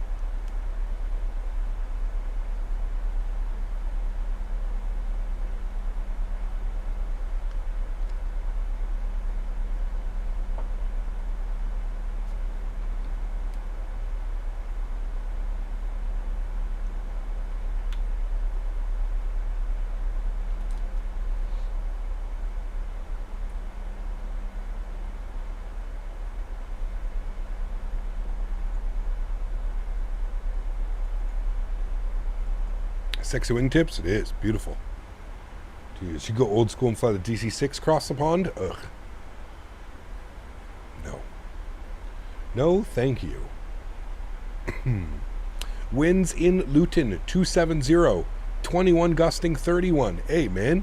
We know Captain Canada's coming in. Let's go. 270, 21 gusting 31. Nice. Thanks for that. Which still means we're going to be landing on runway 25.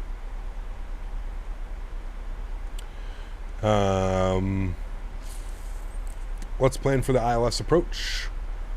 Start getting some frequencies in here. 109.15. 109.15. Oops. Good. Flip that up. 109.15. Flip that up. Good. 254 on the front course. Plug that up. 254. Good. 254. Good. 153 on the heading. Go. And minimums. 608. We'll bug those up. 608 on the barrel minimums.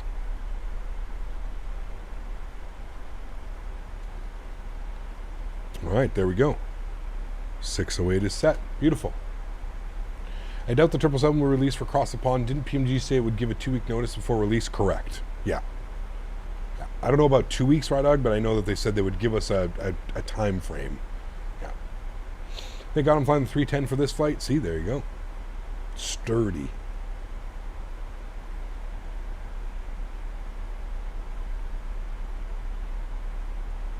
A300 is across the pond. It's capable to do so. You could do it. Yep. A300, 310. Yep.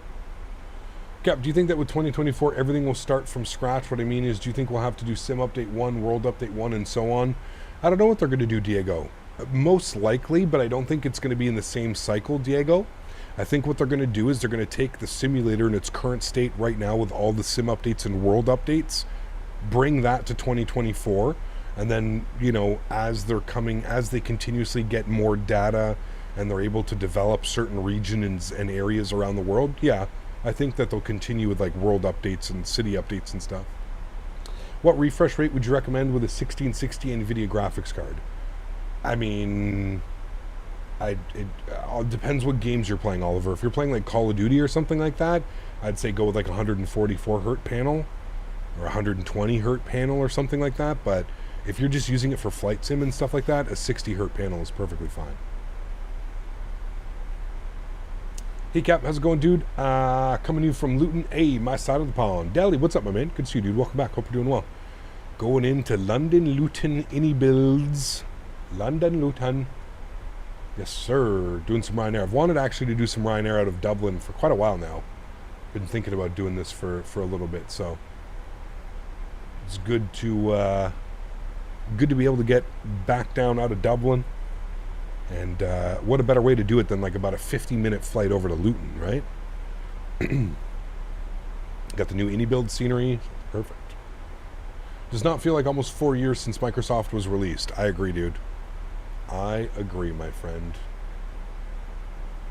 Actually, that should make sense. Imagine PMG and Flyby working along with their projects just for Soba to release 2024 version of Boom. Your projects are incompatible. Yeah, that would not work, Fatty. I agree 100%. That is, and not only that, Fatty, not only is that a great way to not have any third-party developers even consider developing for your sim, that's a great way to just absolutely piss off the community, right? Imagine all of your products that you've spent thousands of dollars on, sceneries, airports, add-ons, airplanes, utilities. Crazy, man. You got your 2.8 right issues sorted? Nice, very cool, man. Robbie said, we hand the betas to the testers. They let us know when they're happy with it, and we let you know when we are about 2 weeks out. That's also just a standard answer. Got you. Okay.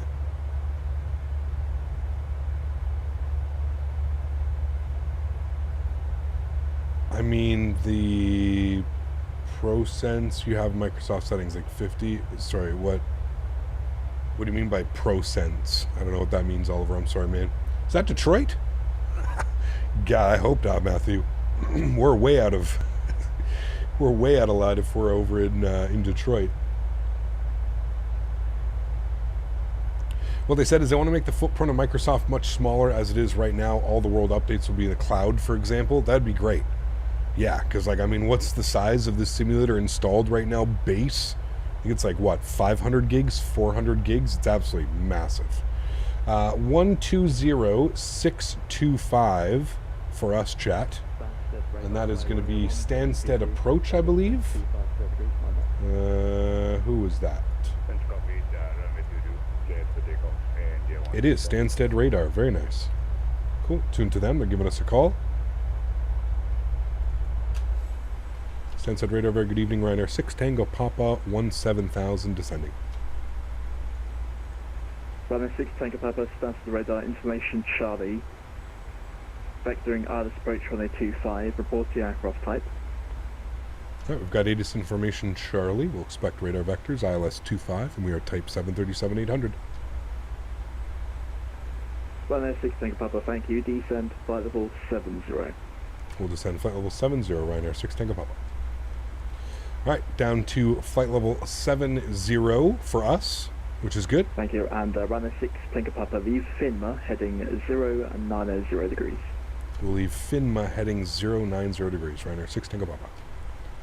Alright, 090 degrees, leaving Finma. Dylan, what's up, man? Huge no floaties to you, dude. Thank you very much for your support. I appreciate you. Alright, that's Finma now. So we're going to go left turn 090 from Finma, which you can see here on the charts. Finma at 15,000, which we're at now. Just passing through 15,000. Finma. Perfect. He wants us on a heading of 090. So he's basically going to give us straight vectors, which is awesome. He's going to cut off that whole star. You can see the star probably for spacing, because we've got a few other airports around here. You can see how the star takes us like all the way north like that and up. So we're now on heading select of 090 degrees. Your readability is 3. You're very quiet. I'm looking good, Dylan. Huge no floaties to you, man. Thanks for support, dude. Appreciate it. Guys, let's get some love and chat for Dylan. Sorry, what was the altitude you assigned us? Oliver's talking about the percent of refresh rate in the settings versus VSync. Oh, I don't touch that. Don't play with any of that. Sorry about that. Good evening, EZ3 to Victor Whiskey descending to flight level 90. EZ3 to Victor Whiskey stands. Like, what percentage should you have for the frame rate limit in general options? Yeah, I've never touched that. Oliver, I would just leave it on default. I think default's probably 100%. Level and aircraft type, please. Are we doing the return leg? We are. Yes. Where are we parking? I was actually just looking at that, Flyboy. Up over here somewhere. I think Ryanair takes like these 3 stands up here. Looks like 2121 Embraer 185 long range, flight level 170. Stand 10 or something? I don't know. 9? Stand 9? Stand 10? Somewhere around there? Stand by. Are we doing the return leg? Yes, absolutely we are. Absolutely we are, my friend. 137, Roger, climb now, flight level 110.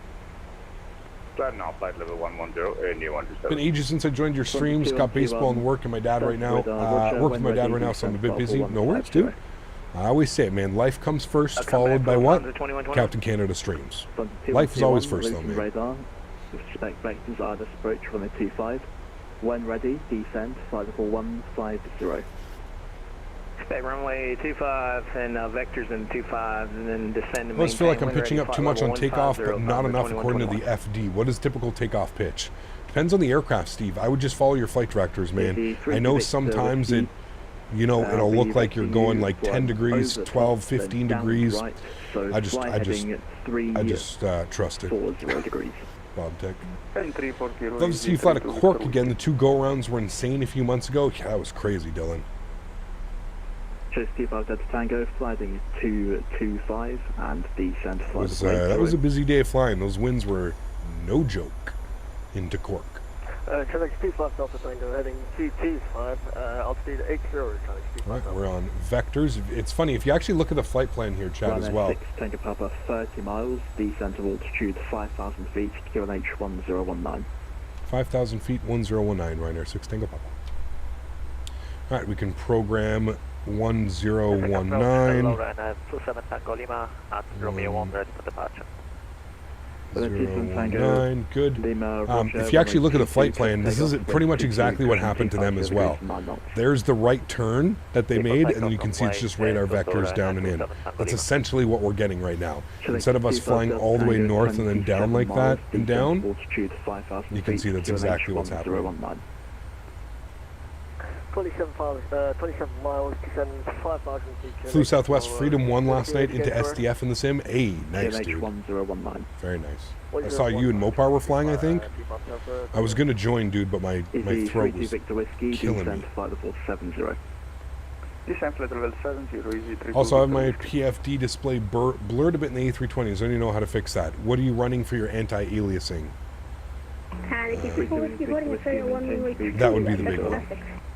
Are you descending quick enough? That is a great question. No, I am not. I was just looking at that in my brain. I was like, we're still at 12,500 feet. We're not really descending. So you are correct. We're actually going to go level change. We're going to throw out some ground spoiler, and we're going to descend. Speed 220 knots. 220 knots, Ryanair 6 Tango Papa. Right, 220 on the speed. I was just thinking that in my head that we've barely started our descent. So we've only lost like 2,000 or 3,000 feet. ECAP, dig your show. I'm gonna do my try my first Faten flight today. Nice, Fawn. Wish you all the best with it, dude. Take it easy. Remember to write everything down and just enjoy the experience. 0 degrees. Right, heading 030 degrees. Channel 25 Faraday 24 is so good, it's a must-have. I agree. Cap, do you know why I'm missing runway lights on many airports? It shows pink textures instead of real ones. Something's out of date. Luton approach. Either your simulator is out of date. Maybe make sure, go to your content manager. Make sure that all your world updates and sceneries are all up to date in the world update. You have TAA and your screens are blurry. Luton Tower, Lufthansa 2121. You want us to follow the sit down or expect vectors now? We're holding 150. Lufthansa 2121. Just as stated on the chart, descent clearance is as directed by ATC, so you never... Mopar was showing me some stuff with the PMDG. I figured out it was a good short flight. Nice, very cool. The controller. For now, you can fly heading 090 degrees. And this was yesterday when the low pressure system was going through. Gotcha. 130. That's the controller yelled at me for going around at Cleveland, even though it was going through a wind shear. That's great. They shouldn't yell at you for doing a go around. Fixed lights are on. 090 Ding degrees. the cabin. Flight level 130. Start switches are good. Wing lights are good. Cool. Take a Papa. Stop descent. Flight level 70. Stop descent. Flight level 70. In Air 6 Tango Papa. Childerz. 25 Wants us to stop descent to flight level 70. 325 and descent of altitude 4,000 feet. Might have been having a bad day, yeah. After you're in school, son starts his full-time welding job on Monday. Proud dad. Hey, nice, Skyworker. Very nice, man. If there's any word of advice, Skyworker, that I can give him as a professionally trained welder as well, please, please, please make sure the conditions that he is working in are acceptable. One thing that I've noticed in the welding trade, and this is, I've only ever worked 3 welding jobs in my life. Thankfully, I was lucky enough to find a great company and work with them for 5-6 years doing welding. Some companies don't give a shit, and welding is one of those jobs where if you don't give a shit and you're not conscious of what's going around with you, it can be bad. Can be a toxic environment, and like literal toxic environment. Just tell him to, you know, sounds like a smart kid. Just tell him to be aware of his surroundings and not to joke around, because I've seen some pretty nasty accidents and just people that don't really take it seriously. Turn left, heading. Correction, Ryanair 6 Tango Papa, turn left, heading 255, left turn. Left turn 255, Ryanair 6 Tango Papa. It's showing 25 Delta Tango, tail left heading 250 degrees, clear Dallas approach, runway 22. You said 255, right, chat? 250 degrees, clear Dallas approach. Welding is easily one of the most dangerous ones. Jobs, it can be. Like I said, there's a lot of precautions that can get taken today in a normal day, but yeah. Good luck landing cap last Monday. I had to go around 3 times because of the winds. Damn. Easy 32 Victor Whiskey, descent to altitude 3,000 feet, speed 180 knots. Yeah, underwater welding is nuts. 180 greater, descent 3,000, easy 32 Victor Whiskey. And easy 32 Victor Whiskey, turn right heading 165. And we're right 165, easy 32 Victor Whiskey.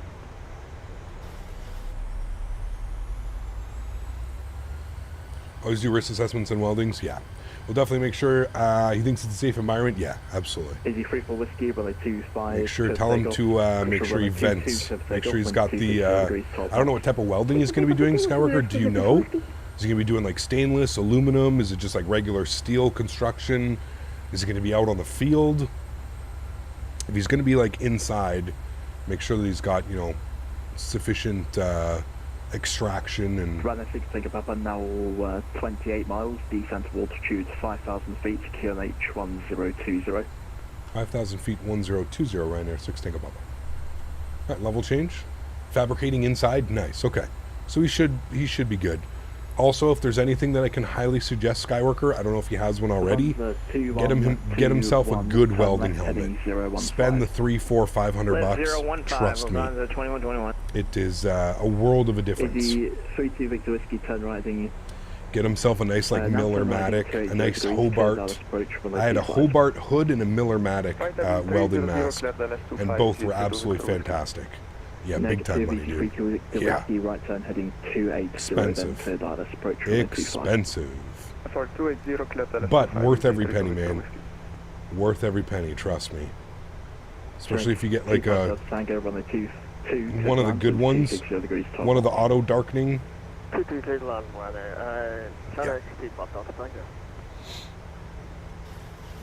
do you turn on the TCAS in the 7.3? Right here.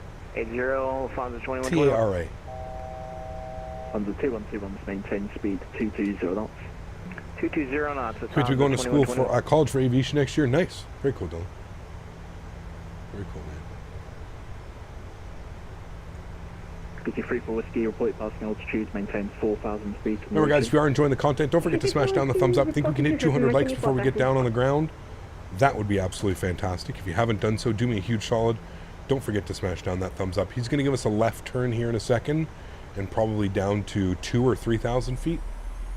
Do you like the General Electric or Pratt & Whitney sounds better for the E300? There's more of a buzzsaw with the Pratt & Whitneys, I think. Those auto darkening helmets are wild. I have no idea how the technology works. It's insane, man. Absolutely insane. Trust me, as somebody that went cheap, Jarvis, when I first started school, I didn't invest in an auto dark. To then when I got my like proper first like welding job, I invested and got a proper auto. Ryanair 6 Tango Papa to left heading 190 degrees. Left turn 190 degrees, Ryanair 6 Tango Papa. Yeah, when I bought my first like official expensive proper, T1 turn right heading 1. Was a world of a difference, man. World of a difference. 130 degrees. Gonna watch this landing and take off cap Ryanair style would be hilarious.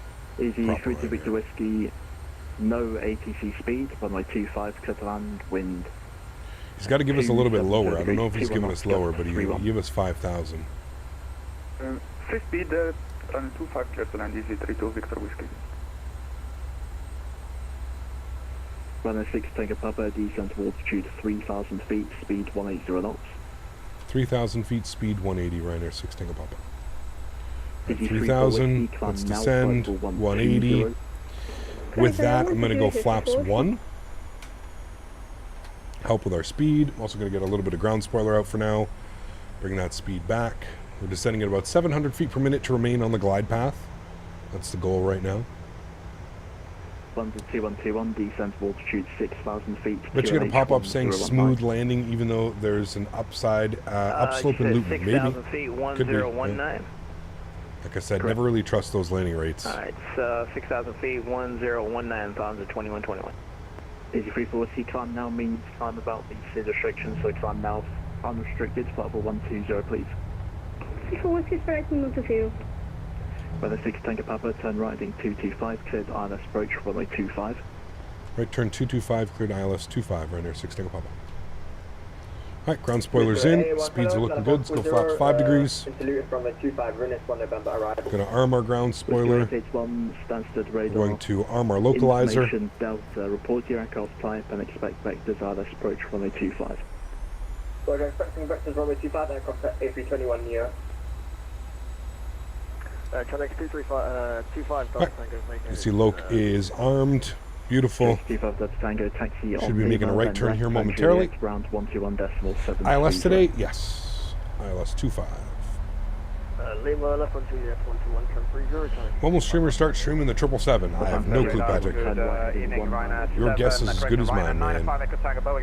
You'll get this in with the 400s. Ryanair will be calling for a job offer. I'm sorry. 350 plus? Higher that, man. 6004, vectoring Ardis approach runway 22. Vectors ILS 22, I'm Koch 6004, Ryanair 905, Echo Tango. Lufthansa 2121, turn right, heading 195 and descend to altitude 5,000 feet. 195 and 5,000, Alright, let's arm our approach. Lufthansa 2121, you have 23 miles. Alright, fuel our look and glide slope captured. 9.5 out, we're looking great. We're going to add 5 knots of speed, so VREF's going to be 150. Ryanair 6 Tango Papa, speed 165 until 5 DME. 165 till 5 DME, Ryanair 6 Tango Papa. Let's go 881 Squawk is not Alright, 165 for us, we're going to go flaps 10 degrees. No gear down yet because we are Ryanair. Extra gear means more drag on the aircraft. Did we reach our like goal, chat? If we haven't done so, don't forget to smash down that thumbs up.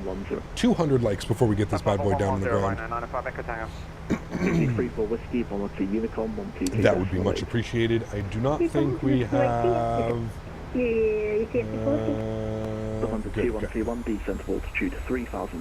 Question, do you use ATC audio effects in VPAL or not? ATC sounds quite clear. I do. Yeah. I also just have it on its own audio mixer, so.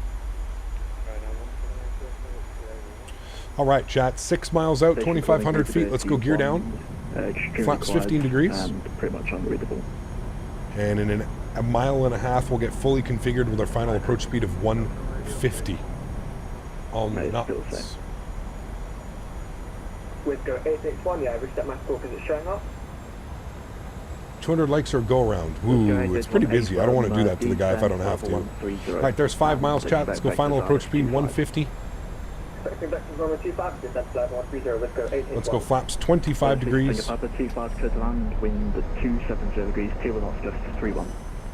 25 clear to land, Ryanair 6 Tango Papa. And through 160 knots, let's go flaps full. Give you a beautiful view of that. Flaps full. Sorry, flaps 30, not full. I'm going to take control of the throttles now. For 150 on the VAP speed. Good, we've been cleared to land, so let's go upstairs and make sure all of our lights are on. Continuous relight, landing lights, good. Make sure all of those are on. Wonderful. Cool, joystick cam's going on. Enjoy the arrival, friends. I'll catch you guys down on the ground. My airplane. Heading 245, let's go 881.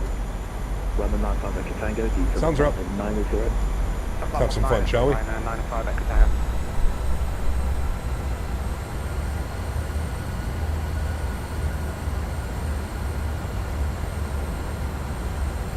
Now the winds are definitely gusty, but they're right off the nose, so it's not that bad. We've been dealing with a lot of quartering and crosswind gusts, so I'll gladly take the gusts right off the nose.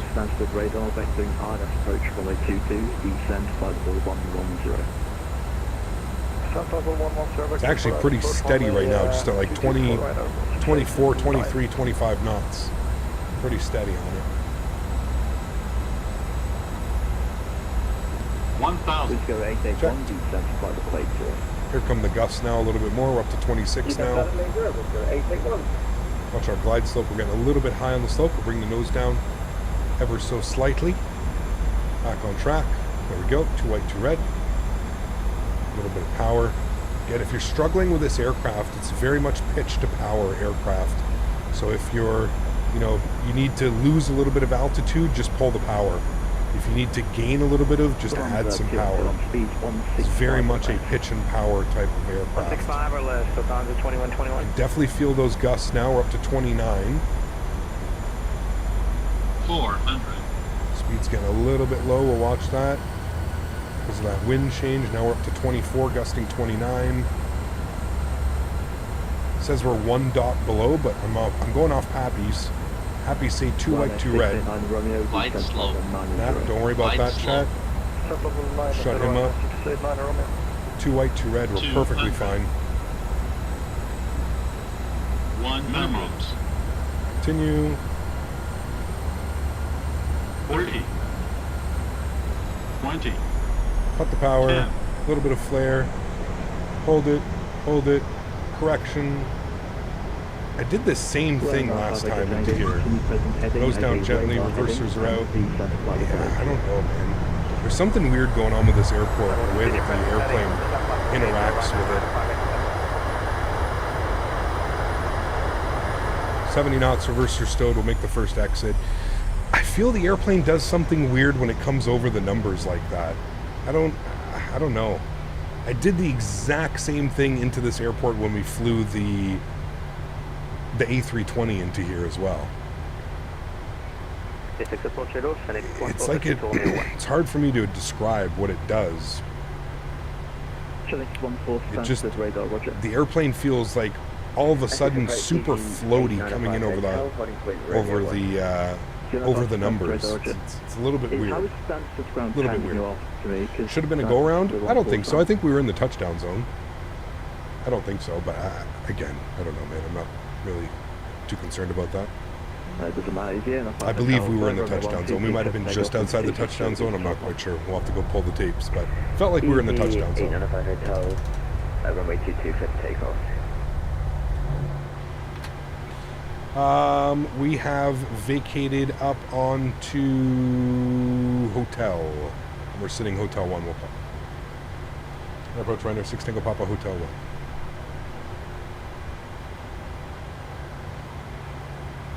Ryanair 6 Tango Papa, Roger, taxi stand 2 via Bravo. Stand 2 via Bravo, Ryanair 6 Tango Papa. Right, he wants us stand 2. Stand 2. For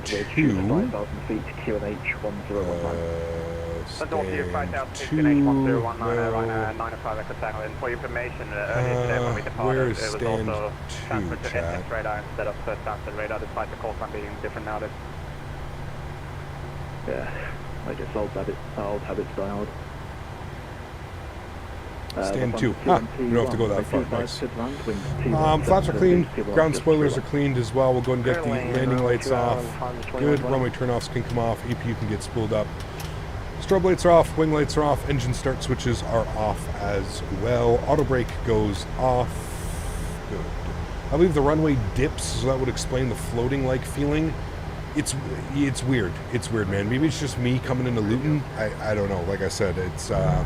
But that's the second time I've done the exact same thing where, like, I'm not, like, really flaring. I'm kind of just holding it, and the airplane just feels like it's just continuously, like, kind of not touching down. I don't know. A little bit weird. We'll see. Again, probably more so on me, but that's just the second time coming into here that it felt really weird on the arrival. The winds were also kind of gusting all over the place. That may play a role in it as well, causing some issues, but... Correction, Whisker 861. Ryanair 689. We need to get the camera shake on touchdown. FS realistic. Must-have add-on in my opinion. Keep in mind the weather in Luton, you can also get updrafts. And that's exactly what I'm thinking, Harry. Because I'm thinking like those gusts were a little bit of, you know, kind of crazy. It was out of the touchdown zone? I still thought I saw touchdown lights when we were there. I could have sworn we still saw touchdowns. Maybe out of the touchdown markers? We were still, like, we still touched down well within, like, the light range. Even the taxiway seems uneven, might be the runway. I don't know. Said, who knows, man. I'm going to, I'm not really going to fret over it, to be honest with you. We'll keep it in mind for next time coming into here, but again, that's the second time flying into Luton now that I've kind of done the exact same thing. I just did it in the 737 and I did it in the A320 before as well. If you go back and you look at my last Luton landing when we did the EasyJet A320 ops, almost identical. Almost identical, where the airplane just feels like it doesn't want to touch down. It's weird.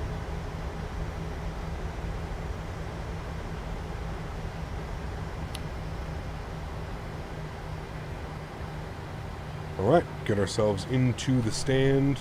Get ready for a quick turnaround, chat. Ryanair has some of the quickest turnarounds, don't they? And I kind of want to get the sunset departure out. We're going to be chasing the sunset down to Dublin. Where I'm sure the winds in Dublin are going to be pretty spicy as well, so that'll be fun. Romeo prioritises descent, but maintains speed 220 knots or less. It is a walkout stand, so we should deboard the aircraft fairly quickly. DJ 95 Hotel, climb now, flight level 120.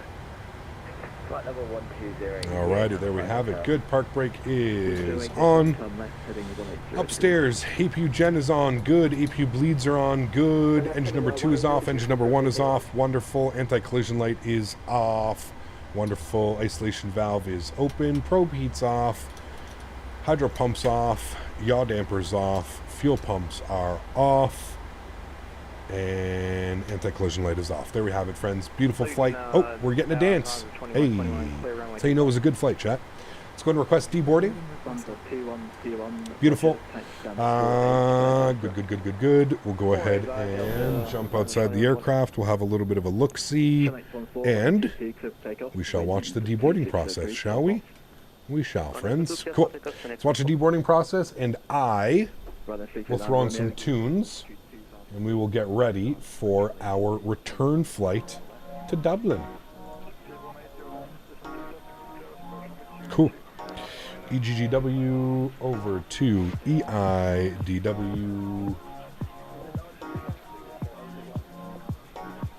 Alright, Ryanair.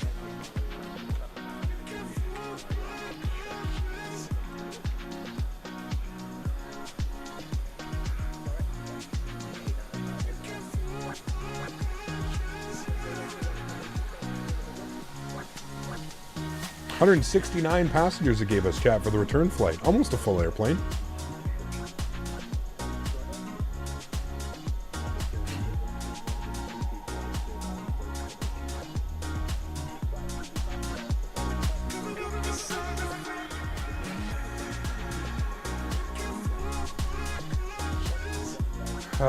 Wants us at 36,000 to get up and above those winds. 36,000 feet for the return flight, friends.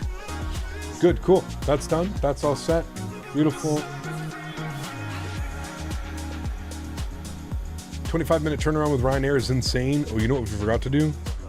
Block time. Hour and 9 minutes on the block. 52 minutes on the flight time. We're bang on the flight time, so... Yeah, I don't know about the 25-minute turn. We'll see if we can do it, but... We'll see, man. I hope Ryanair pays their ground handling... ground handlers some good money. Try landing in Gibraltar? Oh, we've done that tons of times.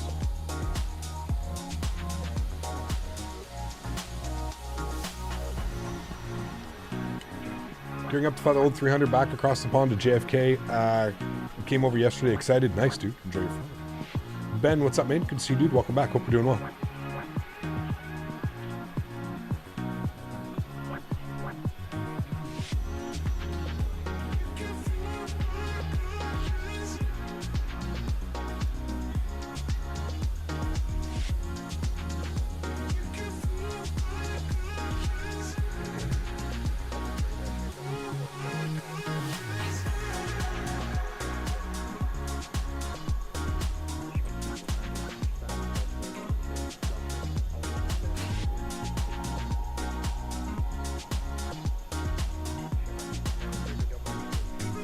Live information should be added up top.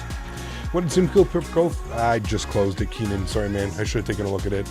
Probably around the same thing. They're usually pretty close. Is there any good EGNT Newcastle scenery? EGNT MSFS. EGNT MSFS. I think there is. I'm not quite sure, though. There is Orbex. Orbex Newcastle, and it looks damn good. Yeah. Orbex Newcastle. Real nice pictures, too. I think this is the one I have. Yeah, this is the one I have. Orbex Newcastle. That's probably the one you want. Ryanair, BA. Yep. I think there's a good EGMC London Southend scenery. Could be. Our flights to or from Dubai, planned 73 from Doha, for example, in the 787 to EDDL. Yeah, we do some. Obviously, we don't do enough Dubai. When that 777 comes out, you better believe you're going to be doing a lot of Dubai ops. But yeah, we do have some stuff up on the channel. I would like to go to Dubai again, do some like Air Dubai and stuff like that. That'd be cool. Mike who? Mike Jones. Currently only EasyJet fly from there, sadly. Really? Interesting. It's weird. You saw a Ryanair and a BA plane in the promo. All right, let's start getting things ready for the return flight, shall we, friends? We'll jump back inside the aircraft. We'll start getting some things ready to go. Let's go back here to our electronic flight bag. We're going to request our new flight data. There we go. There's our flight plan back into Dublin. So that's good. We'll come down here to the FMC. We'll go to our route tab. We're going to do our flight plan request. You can see EGGW back to Dublin. We'll select that one. We're going to set payload clear, set fuel clear, select route. We'll give that about 15 seconds to run through its stuff. I am going to disconnect and reconnect under our new call sign, 9 X-Ray Victor, and we'll connect. We'll go ahead and grab our clearance. Loads of planes found in Newcastle. He's talking about Southend. Ah, got you. Sorry. Fly Dubai. That's it. Thank you. BA 777-300. Man, it's going to be good, dude. I got a membership for someone. Thank you a lot. Hey, there you go. Level change. Sweet. Welcome aboard, man. Enjoy all the perks, all the fun stuff that comes with that, dude.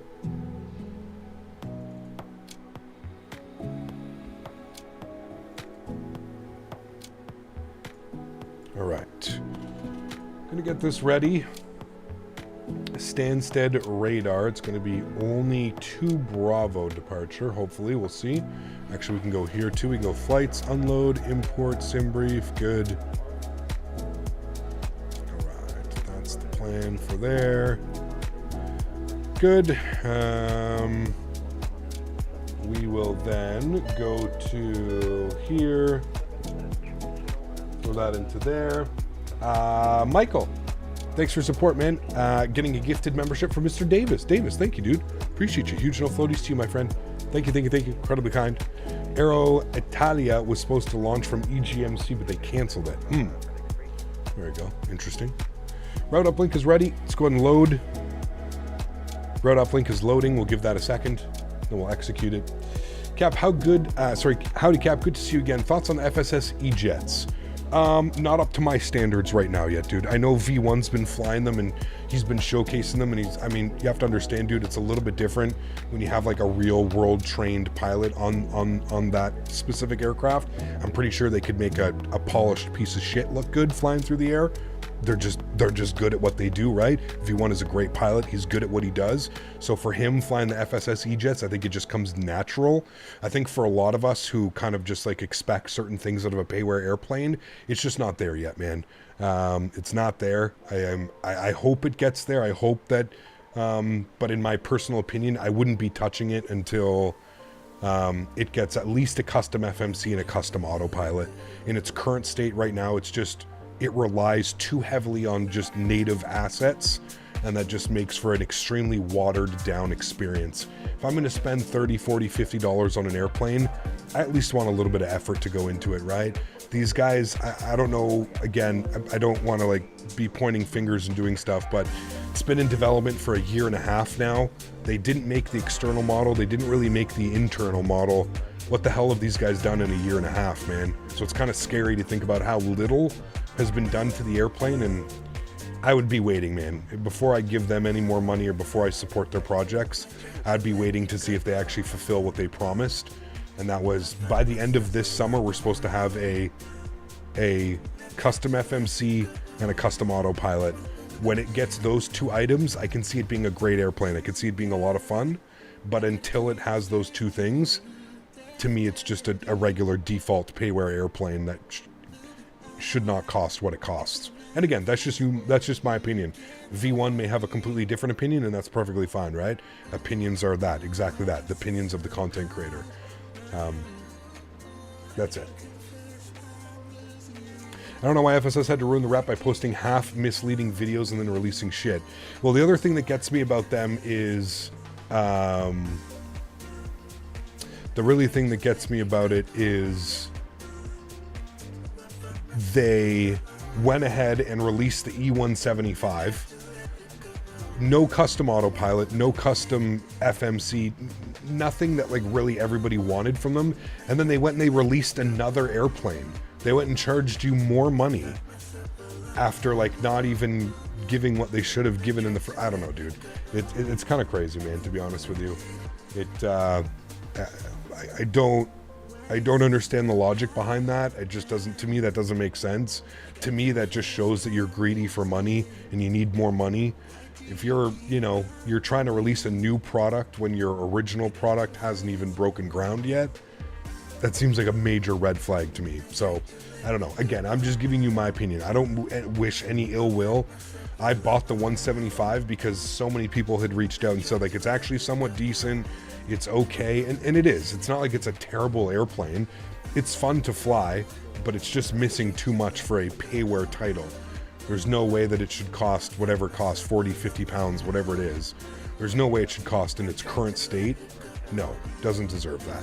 There's so many better products you could spend your money on. Natural Born Keeler, €10. Huge no floaties to you, man. Thank you very much for your support.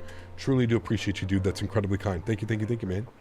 Keep on getting the FMC glitch in the PMDG. It just freezes. So annoying. Agree. I have already owned both products. Just wanting your input. Beauty of YouTube is everyone has an opinion. Absolutely, man. Just like assholes. Everybody has one. They all stink.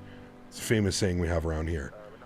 It's just an opinion, man. And I always tell people, you can take my opinion and you can combine it with your opinion and you can have your own opinion on it. That's what I want. I'm just here to kind of justify. There's been so many of these FSS projects out there in the flight sim world, in the flight sim industry, that like I said, it just, be careful. That's all I'm saying. Be careful. These guys, they don't have anything that says they could just take off tomorrow with all of your money and deliver whatever they have right now. That's what you get. What you have is what you get. These guys they don't have a reputation. They're a brand new company in the flight sim. They could close FSS tomorrow and open a new company the next day and half of the people wouldn't know any better. That's just kind of the ball game when it comes to flight sim, man. So you have to be cautious as the person who's spending the money. Found out why my sim always started with an Airbus A320 at London Heathrow. If you have one of the German letters A diaresis, O or U diaresis in your Windows profile name, it won't load your select prefs. That's weird. As if you figured that one out. Natural Born Keeler, thank you for the €10. That's incredibly crazy. What a bug. Jesus, man. Huge no floaties, dude. Thank you, thank you, thank you. Remember back in the day, piling on the Air Simmer A320 and promotional videos were great, and yeah, that was something that never materialized. Again, Badger Sky, it happens way too frequently, man. And I'm not, again, I think people take this the wrong way. I'm not sitting here and like saying I wish ill will on FSS. I hope that they deliver a good product that the community can, you know, that the community can rally around. I really do, but there's been too many red flags already. Like I said, man, they didn't even do the modeling of the aircraft, man. Like, that's the best thing about the airplane is how it looks, and they didn't even do any of that. They bought the external model, they bought the internal model. They're using default autopilot, default FMC that comes natively with the Microsoft SDK. The airplane is so poorly, like, kind of configured and put together that it leads me to believe that after a year and a half, how are things really going to get any better than what they are now? I don't know, man. Maybe I'm just not being optimistic enough, but it just, too many red flags for me, man. Way too many red flags. So we'll see. Hopefully it materializes, and hopefully we get a good product. That would be great. But I mean, at this point, dude, I ain't holding my breath. I really am not. No. What do we have? ATIS information. Echo. ATIS information Echo. Itaro 9015 descent, flight level 70. Descent, flight level 70, Itaro 9015.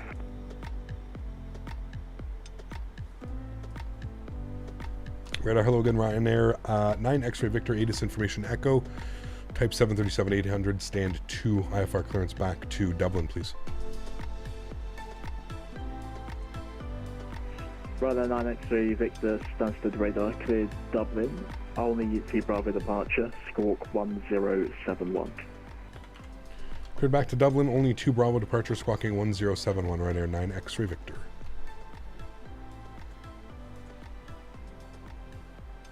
For the 9 X-ray Victor, correct? All right, cool. Sweet. Let's go to our departure page. We are on the only 2 Bravo departure. Good. Out of runway 25. We'll execute that. Good. Arrivals into Dublin, Ireland. Let me unload, import, SimBrief, you. I think I already did this, but I'm just going to do it again quickly. We are on the Bags 3 Lima arrival. Bagzo 3 Lima. So I'll select that. Bags 3 Lima. Good. And we are going to plan based on the weather in Dublin. Winds are 270, 19, gusting 29. Hey, welcome back. We're going to land 28 left. Badger, thanks for your support, man. Appreciate you, dude. Getting a gifted membership from Natural Born Keeler. Natural Born Keeler, thank you, my friend. Appreciate you, dude. Dropping the €10 donation and the gifted membership. Appreciate you, my friend. Thanks so much. Badger, if you're here, please make sure you say thank you to Natural Born Keeler. Appreciate you, man. Thank you, buddy. All right, ILS 28 left. Good. What are we going to take it from, chat? I think it's Obinu. Yeah, from Obinu. And we'll execute that. Good. Let's go to legs page. We'll scroll through. Make sure everything looks good. Into Dublin, Ireland. Good. Everything's good there. Happy with that. Beautiful. Let's go back to our NitRef tab. Let's go ahead and... let's go to our index. Go to our perf. No, actually, I guess we're good to go. Yeah, we'll do that. I'm going to do our perfinite request.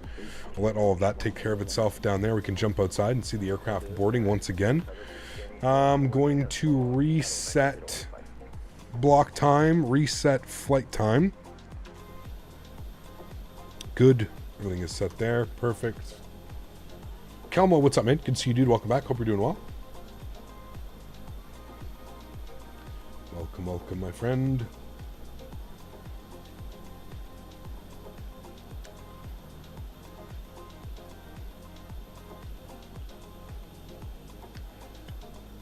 That'd be cool, Keenan. Yeah, that'd be a fun flight.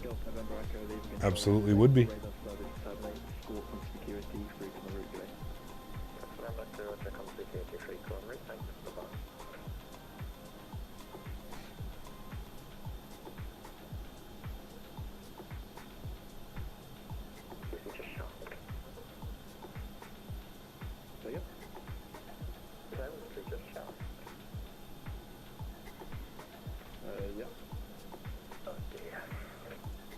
Heard Boris is working on a sound pack for the FSS E-Jets. Yeah. I don't know, man. To be honest, I don't know. I would have much preferred him to do one for like the PMDG series, the 737s. I feel like that would have been a very welcomed add-on. I don't know, man. I feel like he almost is like... I almost feel like Boris likes to go for the underdogs, like the Aerosoft CRJ, the FSS E-Jets. I don't know. I don't think they deserve a sound pack, if I'm being honest with you, man. I just don't think it. I kind of think it's kind of like that double-edged sword. I feel like it's actually going to get more people to buy that airplane now and support the project because there is a Boris audio sound pack. I don't know, man. Double-edged sword.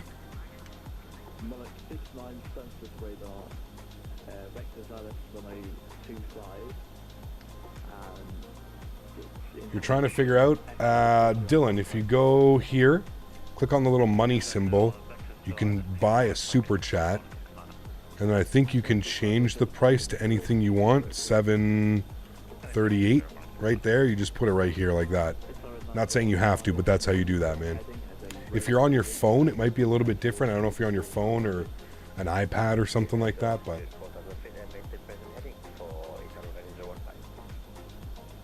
That is a beautiful airplane. It is. I do agree with you.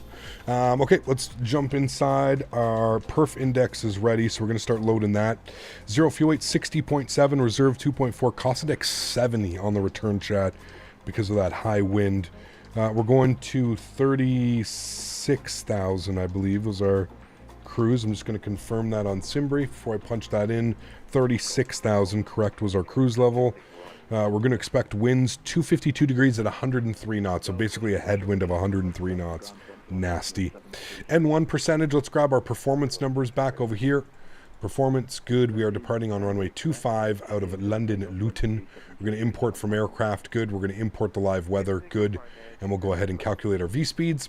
You can see we're doing a non-derated takeoff. Cell temp's going to be 46 degrees, so we'll bug up 46. That's good. Go to our takeoff page. Flaps are going to be set 5 degrees. Looking for a trim value of 561. So 5 degrees.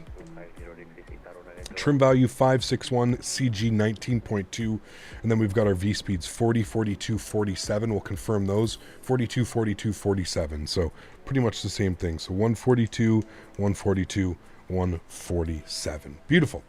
And everything's done there. Pre-flight is complete. We're essentially ready to go. We're just waiting for the rest of the passengers to board the aircraft, and then we will be pushing ourselves back and chasing that sunset, chat, all the way down into Dublin. Zach, what's up, my man? Good to see you, dude. Welcome back. Hope you're doing well. Ryanair cost index is always 6. Yeah, but we're battling that insane headwind, so we're going to go with whatever the aircraft gives us today. Because, yeah. I'm on my phone right now. People maybe can't do it on your phone. Yeah, I'm not quite sure. Yeah. Understand I'm throwing this at you from left field, but do you have any updates on the Ini 350? The best bet for information? Nah, dude. I wouldn't expect anything. I wouldn't even expect an update for a long time, man. And to be honest with you, I know that I'm sponsored by iniBuilds, but I don't get privy to that type of stuff, dude. I don't get like behind the scenes, like, hey, Captain, this is what we're doing, and here's some screenshots, and here's some stuff. Unfortunately, no, I don't get that type of information, and maybe if I'm lucky enough, I'll get some screenshots shown to me before public release or something like that. But for the most part, man, it's nah, I'm right there with you, just as a regular customer or fan of Flight Sim.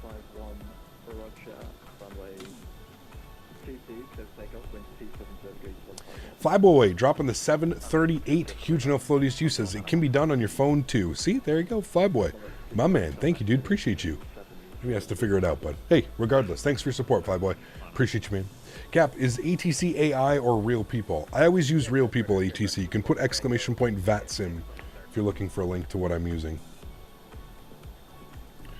VATSIM. All right, chat, we are fully boarded. Boarding is complete. Beautiful. Let's go down here. We're going to make sure that our ground services, we don't have any ground power chocks have been removed, so we're good to go. We're going to go GSX. We're going to prepare for pushback and departure. Let's go upstairs. We'll get our fuel pumps on, get our seatbelt signs on. Packs can go off. Isolation valve is open. It can be done on your phone too. See? Thank you, my friend. Appreciate you, Flyboy. We'll make sure our anti-collision light is on as well. We are currently on APU generators, so all that's good. We'll make sure our hydraulics are on as well. Beautiful. Going to reset minimums. I'm also going to pause the music. The song just ended, so perfect timing. And we can get ready for our push and start. We'll actually let ground know we're ready to go. We do have a new squawk code. Our squawk code would 1071. 10. Departure checks completed. Bypass pin inserted. 1. Good. And we are going to request push and start. Radar Ryanair 9, X-ray Victor ready for push and start, stand 2. Run a 9 X-ray Victor, stand by. Actually, yeah, run a 9 X-ray Victor, push start through, face south.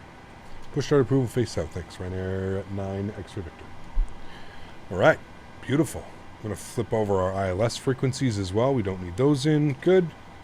1020 on our QNH. 1020 is set across the board. Beautiful. Facing south is what we want. Parking brakes, please. Good. Dim this here a little bit. It's too bright. Good. And let's go ahead and release the park brakes.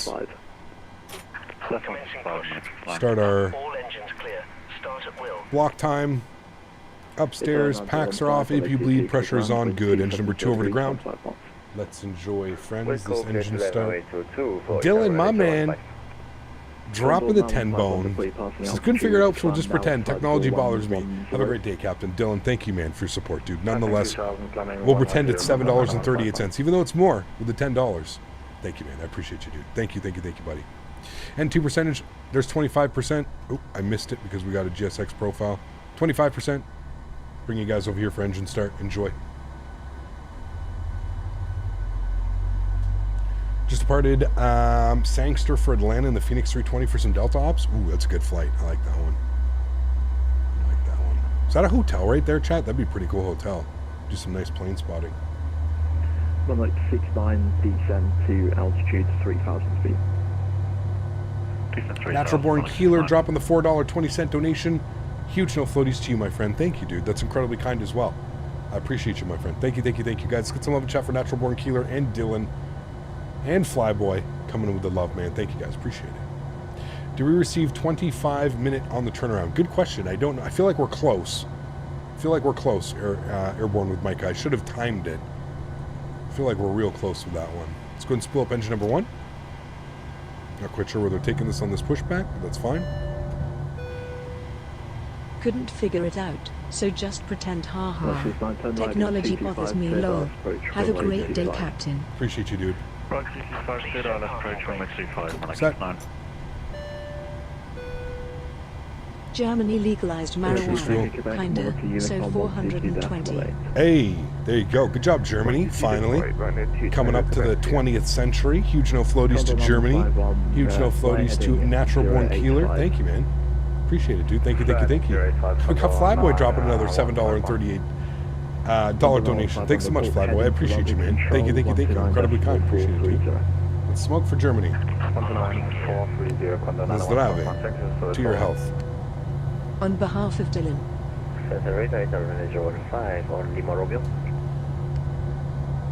Thank you for the support, Flyboy. I appreciate you, man. Huge no floaties too, dude. Thank you. Incredibly kind, dude. I got Jay Stevens celebrating 7 months as well. Jay Stevens, thanks, my man. Appreciate you, dude. Huge no floaties. Flaps coming out 5 degrees.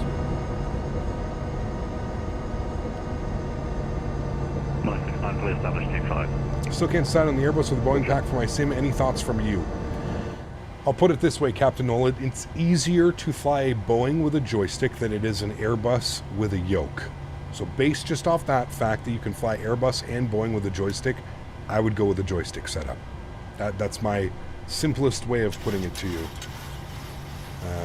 It's much more enjoyable. It's much easier. Trying to fly an Airbus with a yoke just doesn't make sense. It's real weird. Jay, thank you for the support, my man. I appreciate you, dude.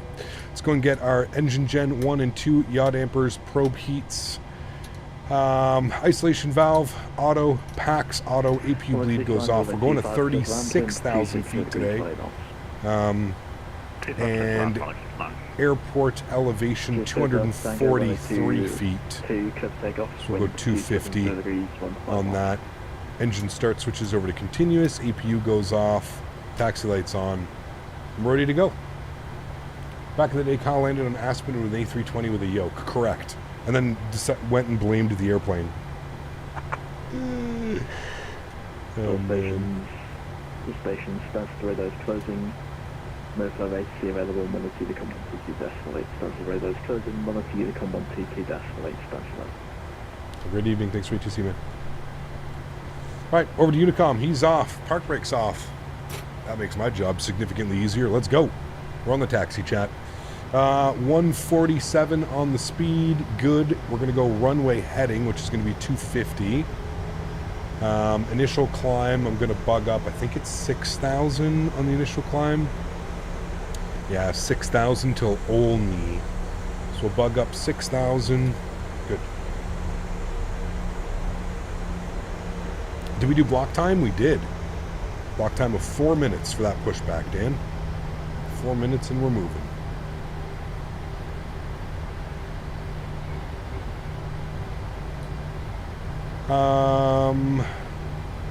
We're coming down Bravo. Going to make a left onto Alpha. We're going all the way down Alpha, and we will need to backtrack. So keep that in mind.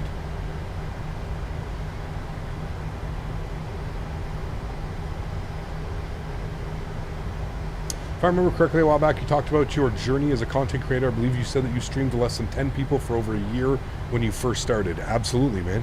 Yeah. Probably less than 10 people, dude.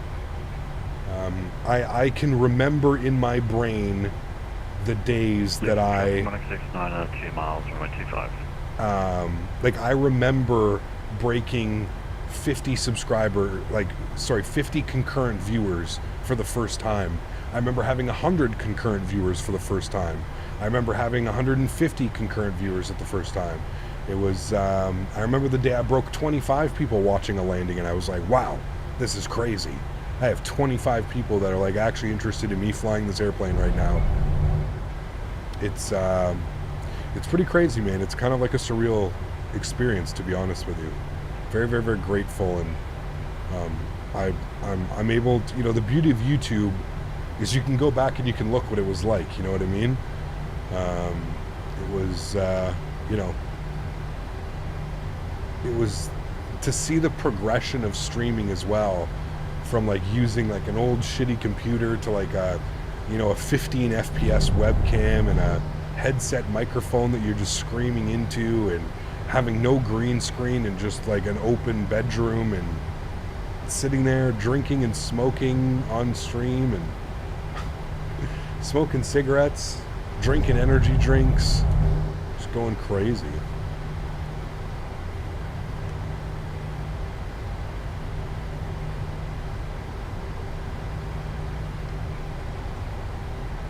It has, and I'm extremely thankful, man. Again, I think I think a lot of people misinterpret my sarcasm for like, they think like I'm being mean or I'm a dickhead or like I'm rude or something like that, you know, but I know a lot of you guys understand it, and a lot of you guys have the same sense of humor that I do, and that's kind of the beauty about this, man, is, you know, I know first and foremost that not everybody is a fan of my content. Trust me, I receive enough hate messages and emails and Instagram posts and Facebook posts to understand that my content is not for everybody. But I think the beauty of like building the community is you know, you just find so many like-minded people like yourself, and that's really where it comes in just amazing. Luton traffic, Ryanair 9 X-ray Victor lining up backtrack runway 25. Luton. Got to work on my stuttering before going into flight school. You're good, Dylan. Got it, man. Luton traffic, Shamrock 24 Tango, hold short 25 behind the Canadian National Treasurer, flying Ryanair. Luton. Oh boy. Justin Trudeau's here? Oh man. Did you have Daisy when you started streaming? I did. I had just got her, I remember actually. telling you about my first aviation experiences on the Commodore Amiga 500 playing Falcon F-16 with a cross-link cable years ago. Yeah, absolutely. Natural Born Keeler, thank you again for the €5, man. It's incredible. You know, it's incredible. Like I said, man, the beauty to me of like flight sim content creation is just that I get to be myself, and the people that like understand my humor and like want to come here and hang out, they get to come here and they get to hang out, and it gets to be like a great experience, right? We get the amount of people that I've met, the amount of friends that I've met doing this is, it boggles my mind. As somebody that initially started a YouTube channel because I had no friends that were interested in flight sim, and I just wanted to find like-minded people like myself who enjoyed flight sim and wanted to be a part of something, it blows my mind to think that, like, you know, here we are a couple years later with 76,000 subscribers, and, you know, companies that like want to work with the brand and the channel because they also understand the humor and the fun that we have doing this. It's special, man. I'm not even gonna lie. It's amazing. It's been one hell of a trip, and I enjoy every aspect of it wholeheartedly, to be honest with you. All right, we're good. We're not going to keep these guys waiting. Luton traffic, Ryanair 9 X-ray Victor departing runway 25. Luton. Let's chase that sunset. All of the lights are on. We're all good to go. Let's get our throttles up to about 40%. Sounds are coming up here as well, chat. Enjoy the departure, guys. Chrono's on. Good. Flight director, VNAV, LNAV, Toga. Slight nose down pressure. Take our power set. Thank you. 80 knots. Neutral.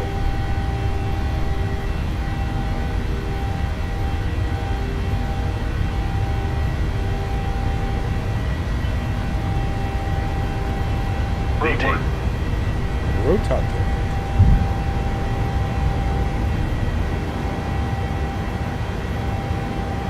Positive rate of climb. Gear up.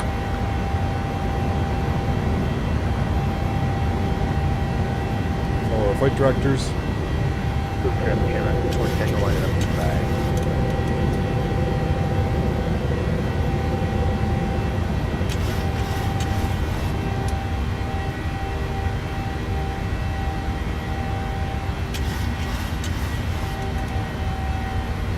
Climb power's in.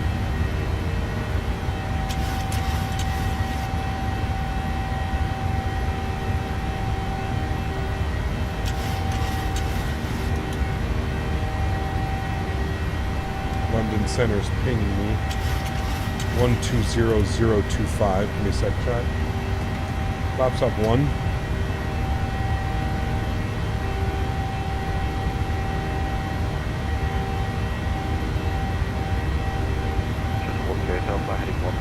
Let's go flaps clean.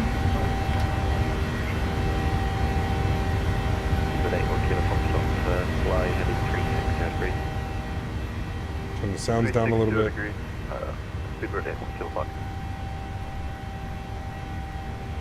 120025. Who is this? London Control. London Control, very good evening, Ryanair. 9 X-ray Victor 4000 out of Luton. 9 X-ray Victor, London Control, good evening. Climb now, flight level 100. I'm now flight level 100, Ryanair 9 X-ray Victor. Alright, so he wants us to flight level 100. So we're going to go level change, 250. The reason we're going to go level change is because when they give us that altitude, that means that we don't have to maintain those restrictions. So we don't have to maintain restrictions, so we'll keep that in for now. I'm going to throw on autopilot 5,000 feet, bring you guys back up into the flight deck. We're going to go 10,000, set, auto brake off, gears locked. We'll get our retractables off, get our runway turnoffs off and our taxi lights off. And everything else is good there. 10,000 is in. We're through 6,000, so we're going to go standard barrow, standard barrow, standard barrow. Good. And there we have it. Departing out of Luton. We're going to chase that sunset, friends. Should be real nice. Speedbird 631 nice. With you at... with you. 6,000. Chat, we got it with you. Super 631, London Control, hello, fly heading 36, correction, turn right heading 010 degrees, climb flight level 70. Send me a message on Discord. Okay, I don't think I don't have a message on Discord. I think you were asking me about A Pilot's Life. You're the creator of A Pilot's Life, aren't you? I think it's a great program. Fly heading 010. I just don't know if it works for me and works for my schedule. I fly usually a different airline every single stream. It's very rare that I fly the same airline, so it makes kind of like doing A Pilot's Life or anything like that. It makes it a little bit difficult for me. So is that for Ryanair 9 X-ray Victor? Ryanair 9 X-ray Victor, so fly heading 360 degrees. 360 degrees, Ryanair 9 X-ray Victor, thank you. Yeah, so I mean, like I said, dude, I love the idea of it. For me personally, I just don't think that it works with the type of flying that I do with streaming and content creation. It makes it a little bit difficult for me to like focus on like a specific airline or something like that. But I love the idea of it, man. And if I ever do decide that I want to, you know, join one of those, you know, do something like that or do something, I can always hit you up, man. And we can work on some type of partnership or something like that. But yeah. Right 010 and Arini, what's wrong with you? Well, who else are you going to be with? 6,000 feet, Shermack 24 Tango. You're with him. Shuttle 13 Hotel. Where else are you going to be? Who else are you going to be with? That's kind of why we laugh about it. There's nothing wrong with it per se. We just kind of like to poke fun at it. Just come online, so call Heathrow Director 119730. 4364, contact London 129.430. To London 129.430, Ryanair 4364. Turn some of the settings down R6, that's what's going on, man. 31, climb, flight level 90. Frame gen, it can be a little bit heavy on VRAM. With 47 Lima Kilo. Try turning some of your settings down. 5,000 feet, Luton QNH 1020.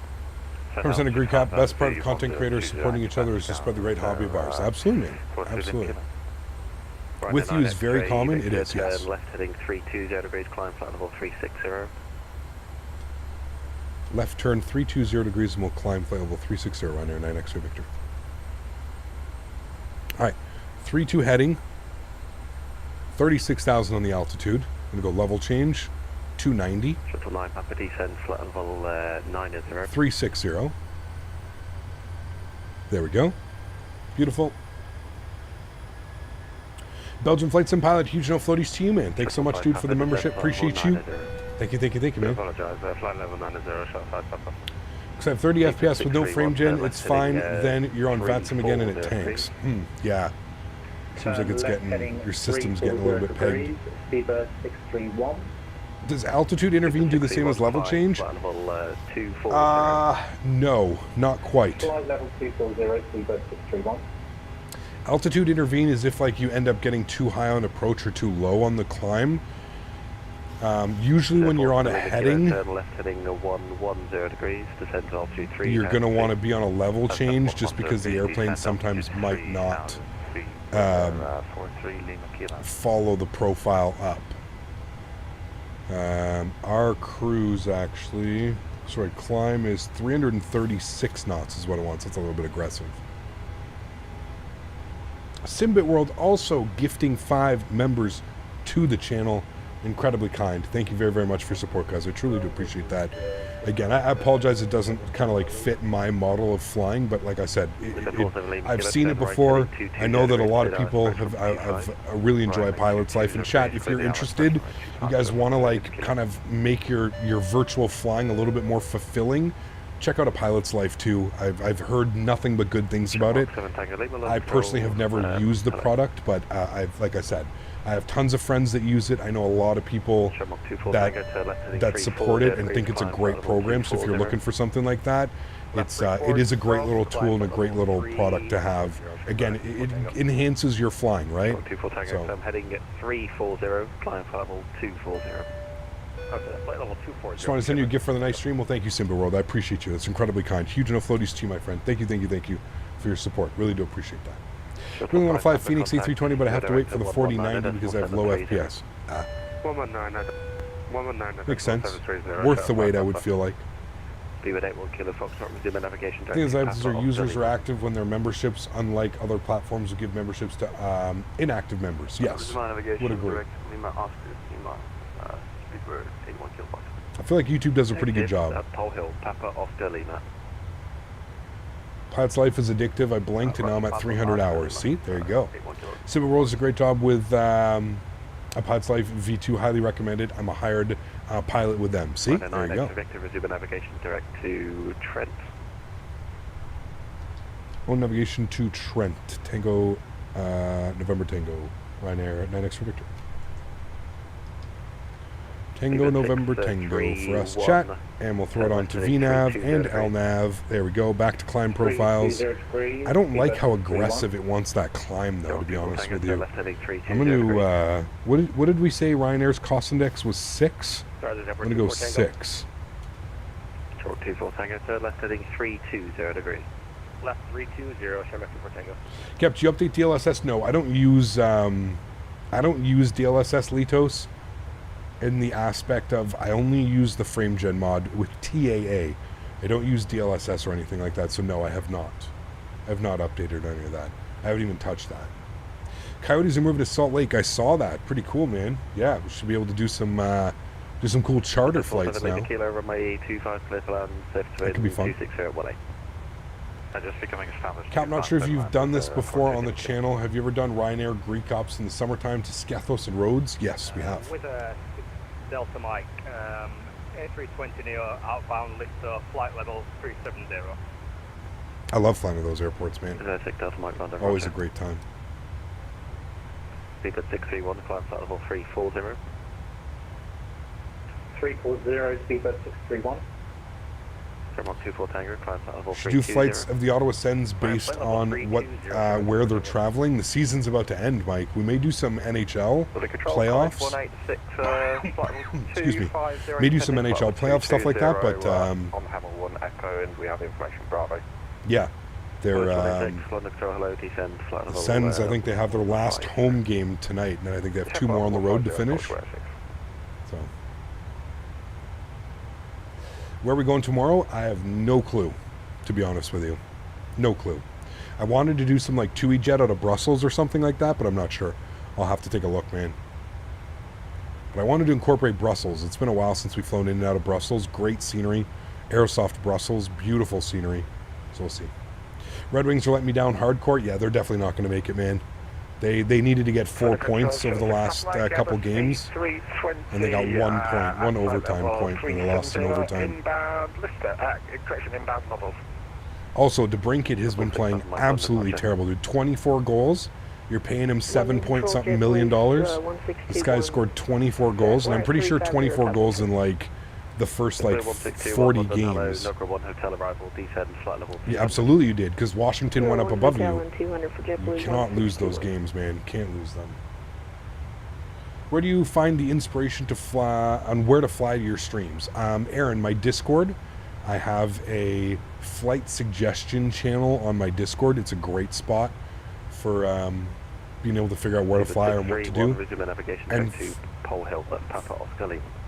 Flight Radar 24 is also great as well. Thank you, Speedbird 631. Got hired by Jazz Air in a pilot's life based out of Ottawa. There you go. Nice.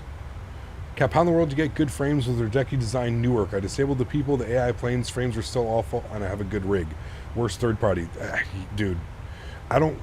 Listen, when's the last time you saw me flying into Newark? We either fly into JFK or LaGuardia, man, because I get terrible performance in Newark.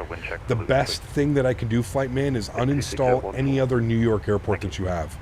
So if you have LaGuardia installed, just remove it while you're flying in. If you've got JFK installed, remove it. Only keep one of the New York sceneries installed, and that should help performance, but I've been itching to do some Newark. I was actually going to plan to do Newark next week because it's been so long since we've flown in. I watched Mopar the other night fly in, and I was like, damn, it's been a while since I've flown into Newark. We need to fly back into here. Some United Newark ops.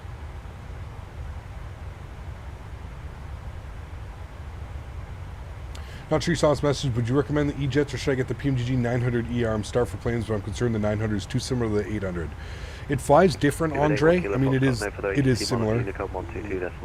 It's a 737, right? But yeah, I don't know. I can't recommend the FSS E-Jets right now, dude. Not until they get at least a custom FMC and a custom autopilot. There's just too much with that airplane that is still like native flight sim. That is, it's a year and a half it's been in development, man. Still doesn't have a custom autopilot. Still can't go direct to. Still can't do certain things because it's using just like the basic, you know, flight sim SDK, FMC, and flight management. It's just, I can't suggest it right now, man. I want to fly in, but the frames are just so bad. His scenery is great, but my God, to get 20 frames coming in with no AI traffic, yeah, it's not very good at all. Okay, if you're looking for a really good short 777 flight in the PMDG soon, I suggest Turkish Airlines Istanbul to Izmir and back. It's a great real-world op. Sweet, sounds good, man. The E-Jets have so much potential, it's so annoying. Well, that's what I'm saying, R6. And hear me out for a second, right? R6, and kind of here's where they didn't do the external model. They literally bought the external model. They didn't do the internal model. They literally bought the internal model. The aircraft has been out for a year and a half. We still don't have basic systems like a custom FMC or an autopilot. We don't have VNAV. We don't have LNAV. We don't have any of these modeled. What's going on over there, man? What have they done in a year and a half? If they didn't model the interior or the exterior of the airplane, what the fuck did they do? They put it all together they took all the assets that they bought and they put it together in the SDK, and that's good enough apparently. I don't know, man. Like I said, dude, I don't wish them ill will, and I know that other people enjoy flying this aircraft. To me though, man, I mean, there's just so many red flags, dude. There's so many red flags that it's just like, why are you releasing another product? The E170 is in shambles, but you're releasing an E195? Well, why? Why? Other than you just want more money because you know that this isn't going to pan out. If you're so certain, why wouldn't you work and finish the first project, the 175, give what people paid for, that's done. Wash your hands. Take all of that, move it over to the 195. Why the hell else are you trying to sell another product unless you're trying to just milk as much money from that cow as you can? Because you know it's inevitable that you're going to hit a dead end and the project's going to be what it is. 1228, thanks for wonderful ATC. Have a great evening, Ryanair 9 X-ray Victor. Shuttle 24. It just, again, I don't want to be like it's a scam, it's a sham. I know people enjoy flying this aircraft. I mean, I got to be honest with you, man. I enjoyed flying it as well. It flies great. It's fun to fly. It's an enjoyable aircraft. But at the end of the day, man, like when I can't even fly it on VATSIM because it can't go direct to. I don't have a VNAV. The autopilot is, Jesus, dude, it's atrocious, terrible. It's like, what's going on over there, man? In a year and a half, the only thing you've managed to do is try and milk more money out of me by making another model of the airplane in a 195, a longer version, the same fuselage, the same wings, the same engine, the same cockpit, but you want another $40 from me or $50? I don't know, man. I don't know, dude. Something doesn't sit right with me. And like I said, maybe I've just been burned before. I've been burned too many times in the flight sim community by projects just like this that have materialized to nothing. Do you know what this reminds me of? And I've said this before. It reminds me of Magnite. It reminds me of the Magnite 787 when they came on my stream and they promised everything would be done and this would happen and this would happen. The Magnite is one of the biggest flops in X-Plane, in my opinion, of like a project that had so much potential, that earned so much money by people buying it, and then turned out to just kind of be a flop. To this day, it's still a mediocre at best product. I don't know, man. You can now go direct. They added that. Oh, well, finally. Cool. After a year and a half, chat, we can go direct now at least. We don't have anything else. Still don't have a custom FMC or autopilot or anything, but we can go direct now after a year and a half. I mean, it's a good start. It's a start in the right direction. It shouldn't have taken this long for that, though, regardless. Whether it's working now or not, should not have taken as long as it has taken. And that's where I'm saying it's troubling. The fact that after a year and a half we don't have basic autopilots and basic FMCs with some type of lateral and vertical navigation. I don't know, man. I don't know. Is there going to be a BA 146 stream since it's new and it came out? Probably not. Not really my type of aircraft. But yeah. When developers tell you they have top-of-the-line design, it's usually too good to be true. Well, I don't know, man. Surprised FSLTL AI traffic hasn't been updated in so long. I don't really know what needs to be updated. No, Captain Nolan, those are two completely different teams. One is Flight Sim, F-Sim Studios, and one is Flight Sim Studios. It's kind of, yeah.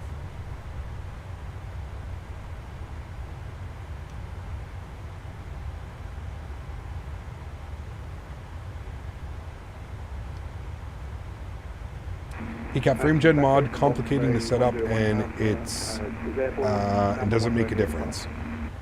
If you can follow instructions, no, it's not that difficult to set up. Does it make a difference? Yes, it should double your FPS.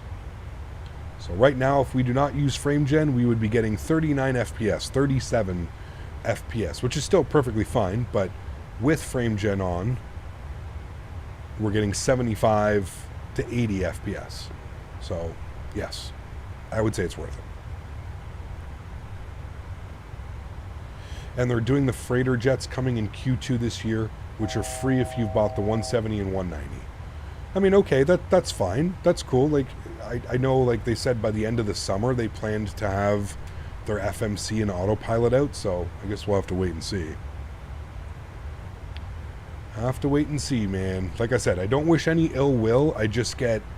I've just been burned so many times on projects that just seem so similar to this that my red flag radar is at full mast right now. It just the decisions that they're making and the decisions that they're doing, it feels like it's a get as much money as you can from the community before all of this is gone, because sooner or later somebody's going to figure it out. That's just the vibe I get, you know? Who are we talking about? The FSS E-Jets, the E-Jet 170 and 190. Remember when some hate towards FSS E-Jets went to the scenery devs at FSS? Yes. Yeah. What's the downside of frame gen mod? There could be some weird like flickering with textures and shadows. I would say that's probably the biggest one. Ghosting of menus. So you'll see here the menu when you move it. See how it's like ghosting around the screen? I would say those are probably the biggest things. Other than that, I think it's well worth it. They added a lot of stuff since you flew it last year, Cap. It's very flyable. Really all it needs is auto VNAV and a custom FMC. The FMC is still very lackluster. But like I said, JJ, don't listen, man. Don't take like what I'm saying is like I know people enjoy flying it, dude. I know you enjoy flying it. And I don't think there's anything wrong with that. If you enjoy it, great. You're getting your money's worth. I'm just concerned about the practices that the company is putting forward. That's my major thing, man. That's it. Like it just doesn't make sense to me the way that they're going about this. The way that they're trying to sell this product and get as much money and capital as they can before they've actually delivered anything. And it's like I mentioned before, dude, these guys are a brand new company. There is nothing stopping them from shutting down tomorrow, taking everybody's cash, giving you what they have right now as far as this is the products that we have, and starting another company and taking everybody's cash on another pre-order job. That's my main concern, man. I could care less whether you enjoy flying it or not flying it, dude. I even said when I flew it for a week, I enjoyed flying it. It felt fun. It was a fun airplane to fly. It has potential. But I'm not going to sit here and promote those products on my stream when, one, they're demanding money up front. That's the first, I don't know about that. You are an unproven developer in this industry. Why am I giving you money before you give me a product? It's not how this works, really, in any aspect of life. If you want my money and you want to make money off of me, you need to provide me with said product. Right now, you're providing me with half of a product, let's say, right? A third of a product, maybe even. So that's more so what I'm getting at, and that's what I'm more so protecting and wanting to like speak about with the community. Again, I have no ill will against them, dude. I don't care if other content creators or you enjoy flying it or other people enjoy flying it. I've seen V1. V1's been flying it for the last 2 weeks. Clearly he enjoys it. There's nothing wrong with that.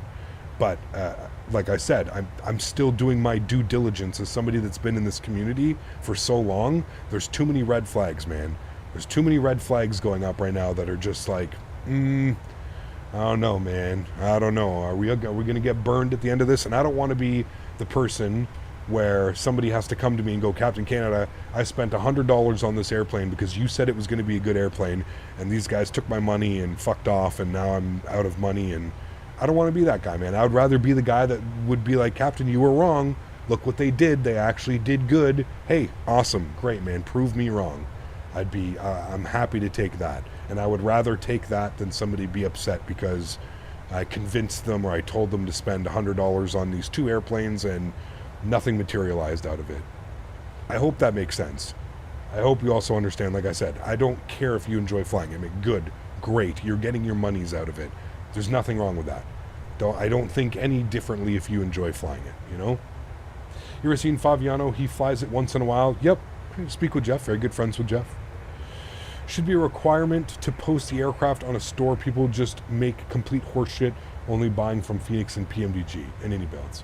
I mean, it is what it is. Like I said, dude, I'm not going to sit here and get upset. You know, like XP72 flies Latin VFR airplanes all the time and Captain Sim airplanes all the time. Do I agree with it? No, I don't. But I don't think he's a bad person because of it. I don't dislike him because that's what he does. I just have, like I said, moral values on my channel where I feel I have a place in the community and people can trust my opinion. And when I say that something seems fishy or something isn't what it is, or it's not how good it should be, or it shouldn't be the standard, or that's what we shouldn't be supporting, that's my opinion, man.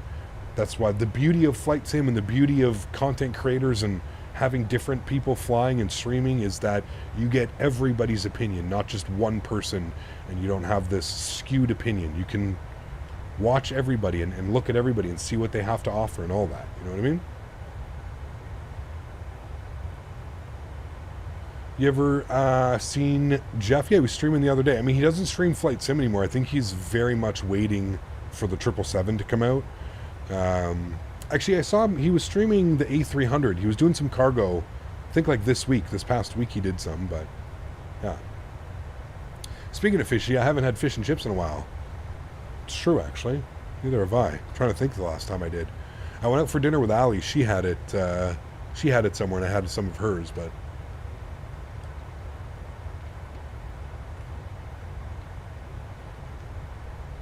You had fish and chips last night? Ooh. The new Beam eye tracker is remarkable. $22 and it tracks your eyes and head with your webcam. Nice. Very cool, dude.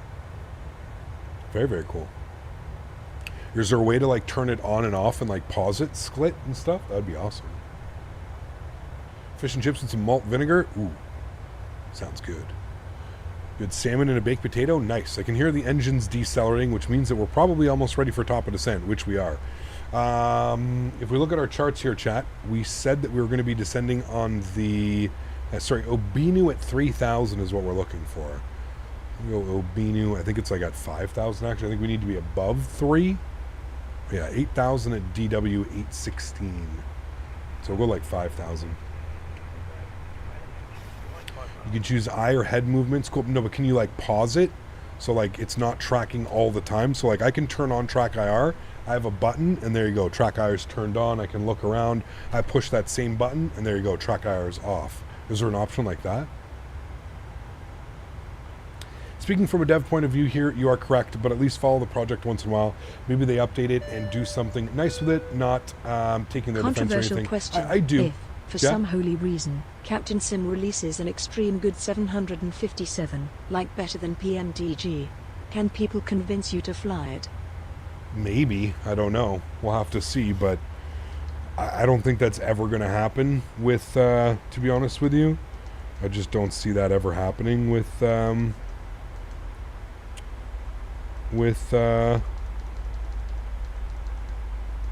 Captain Sim, but unfortunately I think everybody that was worthwhile at Captain Sim is gone now.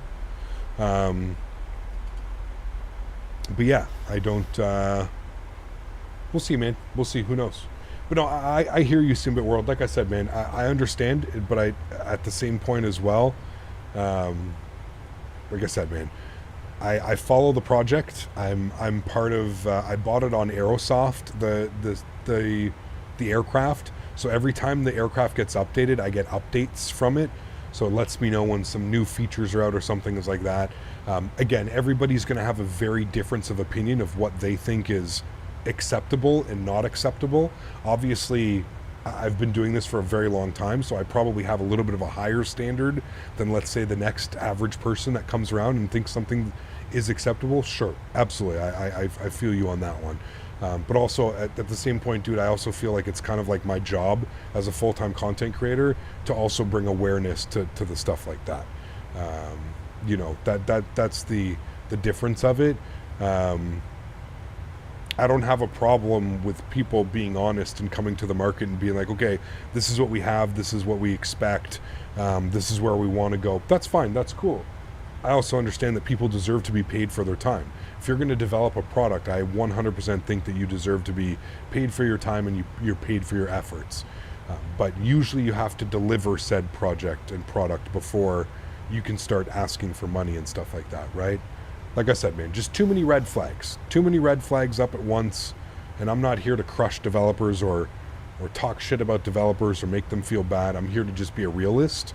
And as a community member, first and foremost, we don't need projects like the FSS E-Jets in our community. I'll just say it, right? We don't need that. We don't need the pre-orders, the buy now, buy our quarter complete aircraft now and save $20 as opposed to just buying the airplane when it's ready, when it's developed. It's yeah.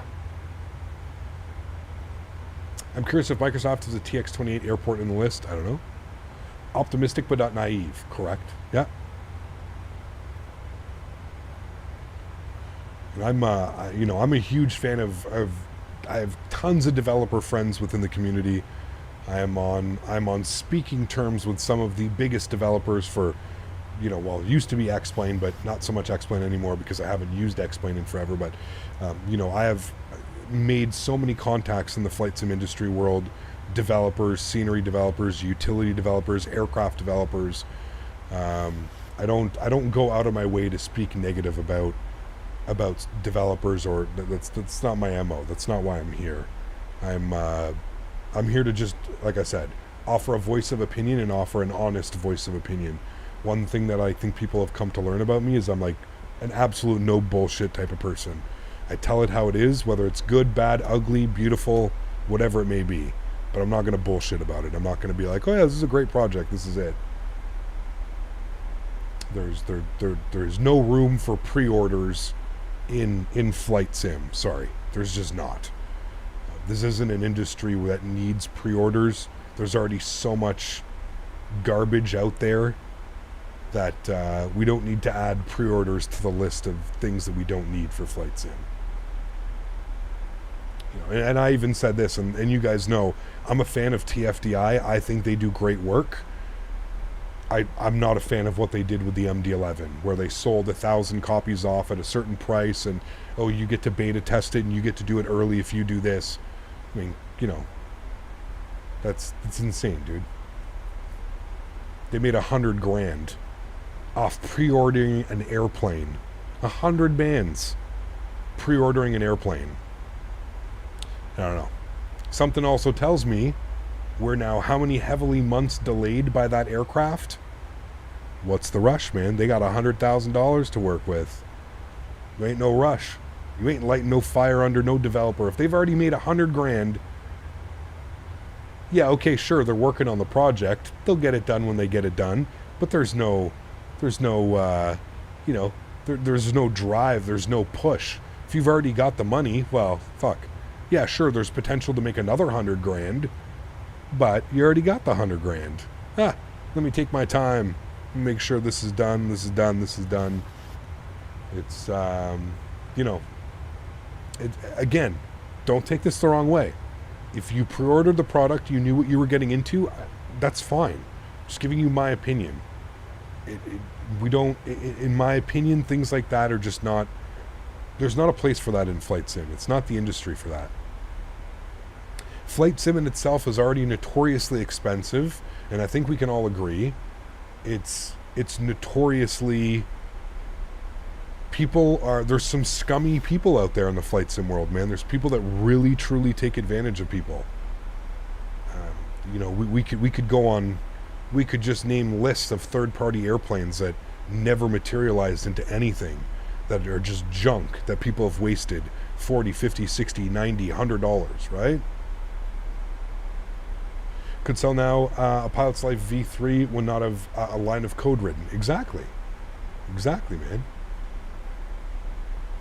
It's again, it's not. I wouldn't support those types of practices. It's not something that I would be interested in doing. You know.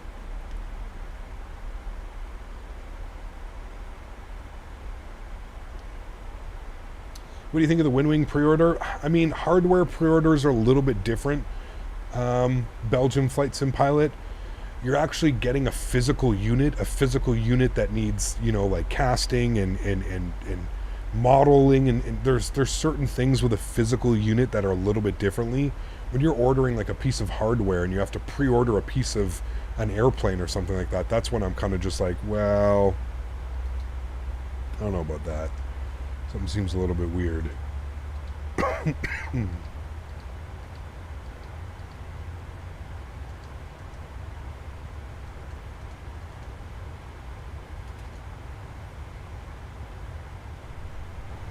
But again, just my opinion, man. I don't, like I said, I don't think any differently of you because you enjoy a certain product or because you've pre-ordered a certain something. I don't. I've just been in this industry and I've seen the goods and the bads, the uglies and everything in between. If you're a real disclaimer, I know what you're buying. It is what it is. Just be careful what you pre-order and buy. 100%, JJ. 100%, man. And I guess some of it, JJ, what put like a sour taste in my mouth was the way that like FSS came to the market. I don't know if you ever remember, JJ. They did an interview. They went on a YouTuber, German YouTube. A lot of the guys are from Germany. They went to like a German YouTuber's live stream, And the way that they were like talking to the community was just so condescending, you know? Like the first thing that people asking, people were like, is it going to have custom VNAV? Is it going to have a custom autopilot? Is it going to have a custom FMC? And the way that the developer was speaking to them, like, I don't know if you guys remember, like I remember watching the stream and being like, what the fuck did he just say? The guy goes, we're not worried about a custom VNAV because we have real world Embraer 175 pilots and they say that they don't use the VNAV because the VNAV doesn't work properly. And it's like, I don't know about that one, man. Of course, I go ahead and text some of my friends that are Embraer 175 pilots, and they're like, we exclusively use LNAV and VNAV. So I don't know, man. Like I said, maybe that whole thing is just what left a shitty taste in my mouth, if you will. But, yeah, it was just a little bit, the whole thing was just weird.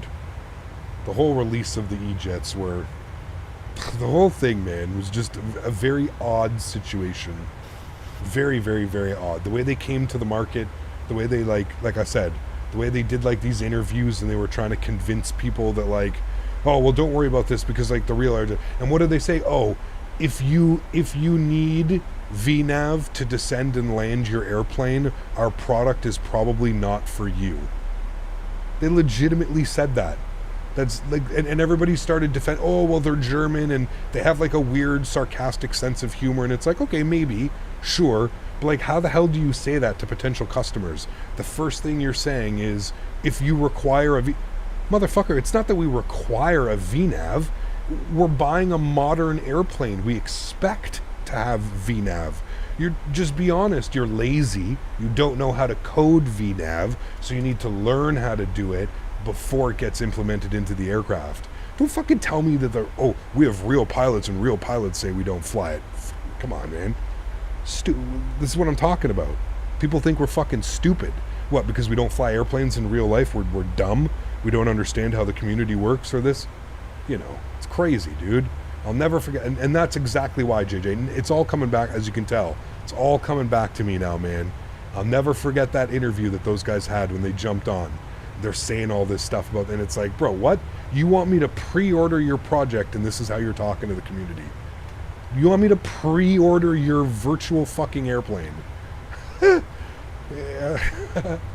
And you're telling me, oh, dude, I'll never forget that, man. Like I said, I've never watched something and just been like, wow, I was excited for that project, and now I'm completely turned off by that project. Was almost immediately 1-2-on-1 for ETC. It's all coming back. You know the song? It's all coming back. It's all coming back. Yeah, that's everything's just, my brain is getting flushed with memories of watching that. Oh, dude.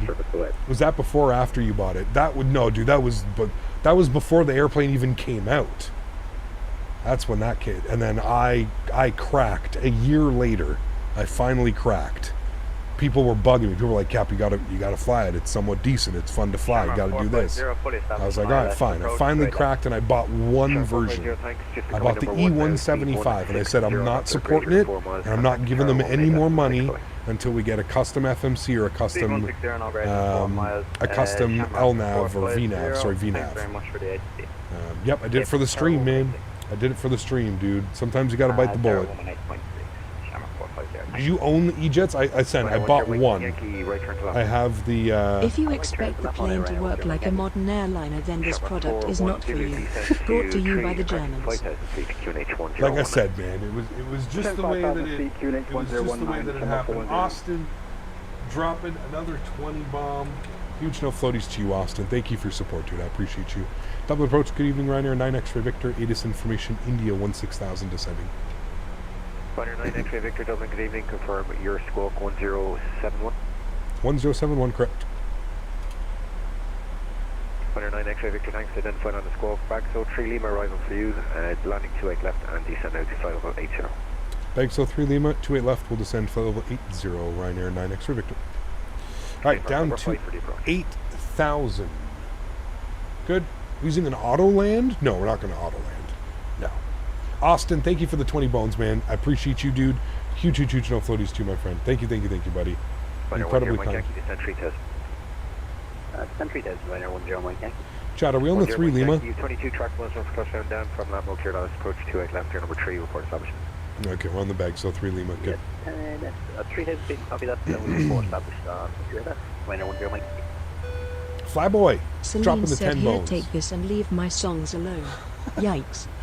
I tried, okay? I tried. Nice. Huge no floaties to you, man. Thank you for the support, dude. Appreciate you as always, man. Thank you, dude. So did you just not use VNav when you flew it? Correct. Yeah, you have to use vertical speed. And like I said, man, it's like after a year plus of the aircraft being out, you're still descending the airplane using vertical speed. And if you need to go direct to a waypoint, apparently they fixed this. I don't know if this is true. JJ said they fixed it, but you know, if you had to go direct to a waypoint, you had to like zoom out your PFD and basically send the aircraft on a heading to like the next waypoint, and then it would pick up the next waypoint. It was just, like I said, dude, it's shambles. The airplane's been out for a year and a half. There's no excuse. Zero excuse for that. From looking out my window, I can tell you that it's clear skies pretty much and a bit breezy. Yes. You can now, in fact, go direct to a waypoint. See, there you go. Just flew the 195 with you. See, there you go. So, perfect. Proceed direct Latmo, Ryanair 9X for Victor. Latmo, I think he's giving us a nice shortcut, Jack. He is. Latmo. Tower online? Tower's online, 18.6. We'll get that bugged up as well, chat. 18.6. Cleared on this push 28 left, number 3, report established. Arm both autopilots above 1400 AGL for the smoothest landing ever. For the smoothest landing? No. Right hand direct left mode, Shamrock 410. We want to manually land it. Look at how beautiful it is right now. Told you, chat, we'd be getting that perfect sunset on the return flight. It's wonderful. Remember, guys, if you haven't done so, don't forget to smash down that thumbs up. I don't know if we're going to hit 300 likes by the end of the stream, but that would be absolutely amazing if we could. If you are enjoying the content, please do me a huge solid. Don't forget to smash down that thumbs up. Appreciate y'all, man. Do you have a physical radio panel? I do, yes. I have the Logitech radio panel. And it is a lifesaver, especially when flying on the network. Flying on VATSIM, Pilot Edge, IVAO.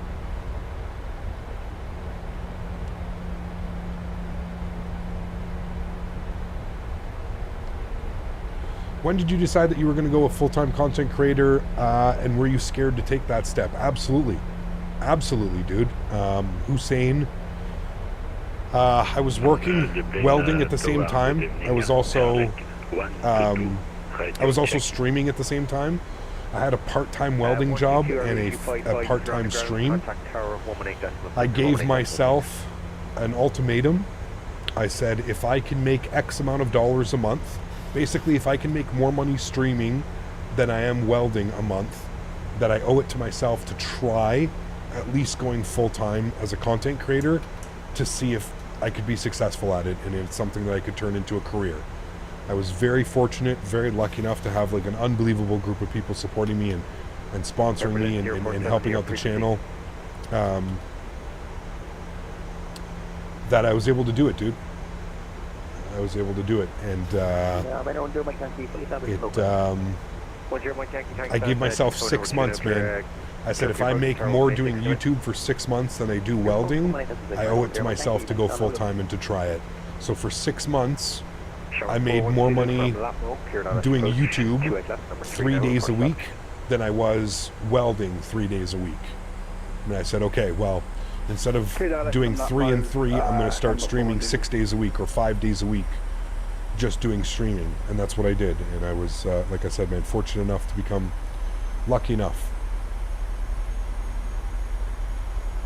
Another version coming. If you own both E-Jets, you'll get exclusive and free access to the upcoming E190, E195 freighter variants, which is planned for Q2 2024. Yes. But I mean, that's not really much, right? I'm sure all they're doing is just taking the windows out and putting a cargo door in. It's not, I don't think that's a complete remodel of the airplane. It's probably just a texture thing.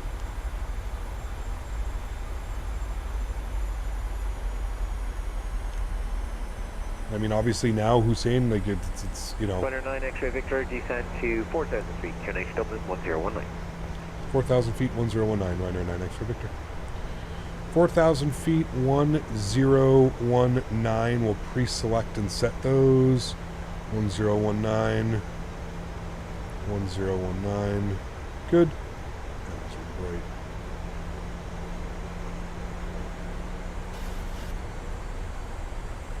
Good. All right, ILS frequency is in. 11135. We'll confirm all of that. 11135. 278, 278. Good. Minimum's 402. Looking good, chat. If streaming didn't work out, what was your plan B? And I'm glad it worked out for you. Back to welding, man. I went to school for welding, so I have a welding certificates and welding degrees. So it would have been back to welding, man. It's not like it would have been the end of the world. That's kind of the reason why I decided to go for it. I had already gone to school. I had graduated. I had my diploma. I had my trades degree. I had tickets at the time as well, welding tickets. So those are pretty huge when you want to work in like the industry. You have certain tickets, so you can weld in, you know, you can weld certain metals at certain degrees and fashions. And ACAP ended up getting FS Realistic, and it's awesome. Now I'm thinking of getting the PMDG 737. Which one should I get? I'd say the 700 or the 800. Those are the two most popular, Jake. If you want to just get one of them, I would go with the 800. It is the most popular version of the 737.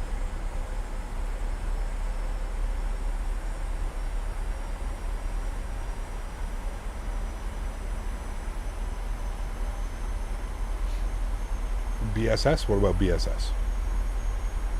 109 X-ray Victor, descent 3,000 feet now from Latmo, cleared ILS approach 28 left, number 3, report established. 3,000 feet from Latmo, report established, ILS 28 left, Ryanair 9 X-ray Victor.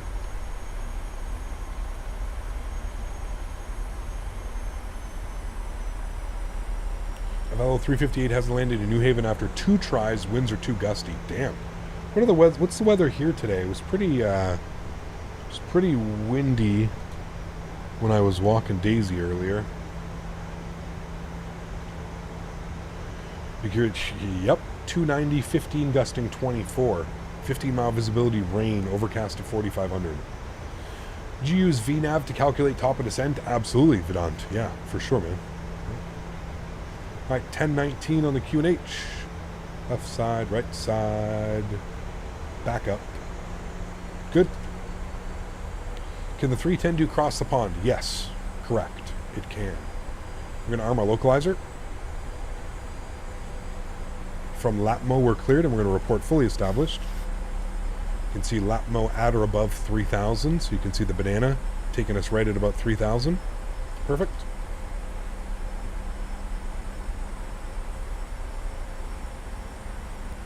Very busy at Frankfurt. There's over 100 departures. Real life or on VATSIM? Must be an event. Any chance for you to cross the pond with the 777? Without the 777? Probably not, Davis. Contact Karl, we'll make us. Like I said, man, if something comes up, sure, I may take a look at it, but not too inclined this year, man. Not too inclined. 220 on the speed chat.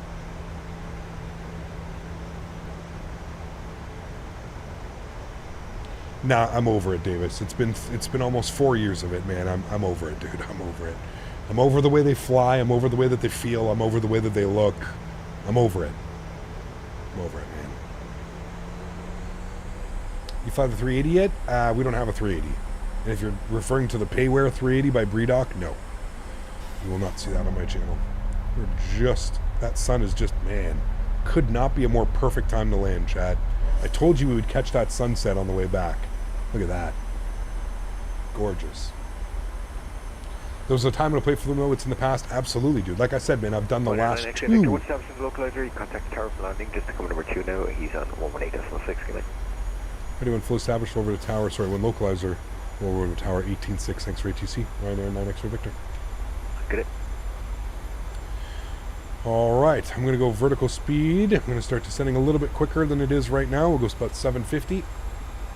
Fly-by-wire is going to be better than free, and free people lost their minds as garbage instead of waiting for a good thing. 100%.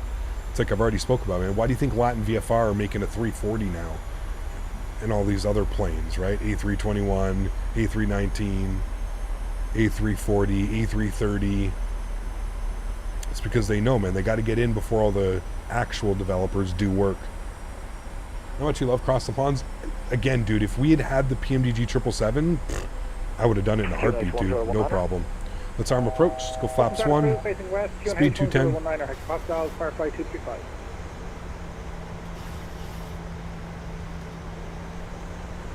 Dublin Tower, good evening. Ryanair 9 X-ray Victor, ILS 2 left.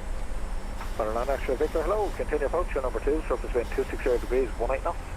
Continue approach, Ryanair 9 X-ray Victor. What do you do during cruise autopilot to sit for 3-4 hours? Well, I'm lucky enough to be a content creator and a streamer, so I have chat here with me hanging out. So I'm lucky with that. I can usually hang out with chat. Things get a little bit easier. More people signed up for Cross the Pond lottery than slots available, so they added 64 more slots. There you go. Nice. Still not going to convince me to do it. I still love our plan of taking JetBlue from JFK to LAX. I still think that's better than Cross the Pond in a Frankenplane, if you will. That's just me. Speed 180. We're looking good. VAP speed's going to be 153, chat. 153, and again, the winds are blowing right down the runway. You're blocking traffic now. Apologies, GSX. GSX seems to have a measurement on the time stop here. Oh, GSX. No, we know about GSX. Release point to Quebec, I assume, yeah? Let's go flaps 10 degrees. When is Cross the Pond? Next Sunday. You do long hauls? I don't do very many long hauls right now, but we're going to do some more long hauls now that we've got a 777 coming. Chat, look at the sunset, dude. Real time, real weather. This is just beautiful. 6 miles out, chat. I'm going to bring that speed back down. Final approach speed 153. We're going to go gear down. We'll do cross the land, exactly. Got that right. Flaps 15 degrees. Speed's rolling back now. That guy's on short final. Looks like he's over the numbers now. Almost about to be over the numbers. Short finale. Let's go flaps 25 degrees. And we'll go flaps 30, which will be our landing flaps today. Seems like every cross the pond we say we don't want to do it, and then we do. The last two definitely, Alex. Yeah, the last eastbound and westbound, 100%. Westbound then eastbound, 100%, dude. Because I just, like I said, man, I'm kind of sick and tired of the default airplanes. I just want something so much more, you know? It's really the idea behind it. All right, sunglasses are coming off for this one, chat. All of our lights are on. We're lit up. Landing checklist. Gear down 3 green. Flaps are 30 and indicated. Ground spoilers are under the green light. It's my throttles. I'm going to take control of the aircraft. My aircraft. Enjoy the arrival, friends. Catch you guys down on the ground. Let's do it. Sounds are up. Let's go. Welcome to Dublin. McCabe right and right Sierra. We're vacating to the right, chat. Replay's on. We got it, chat. It's on.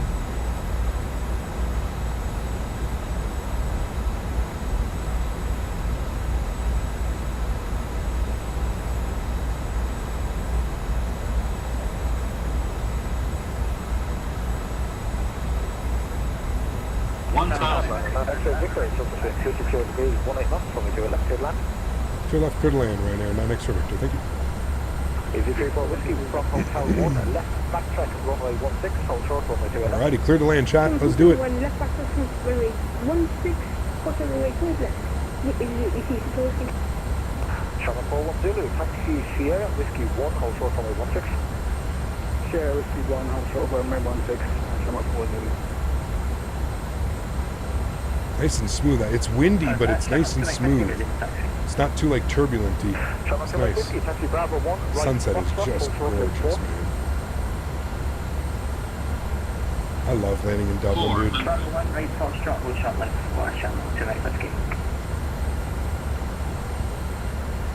300.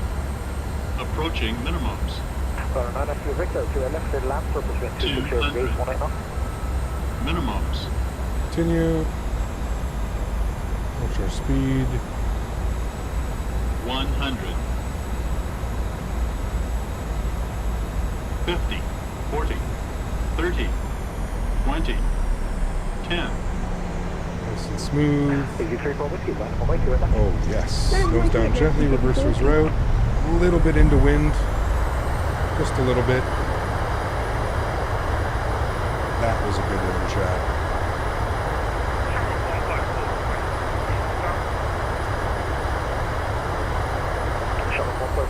80 knots, reverser stowed.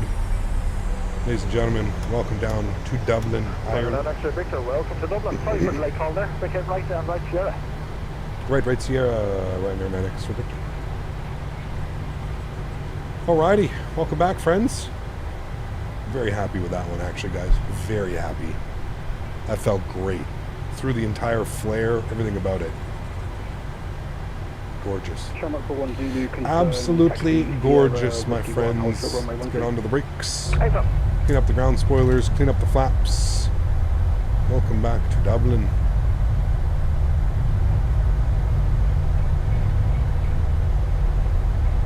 And easy 3-4 whiskey, shortest wind 260 degrees, 18 knots from it to your left. Let's take off, bye-bye.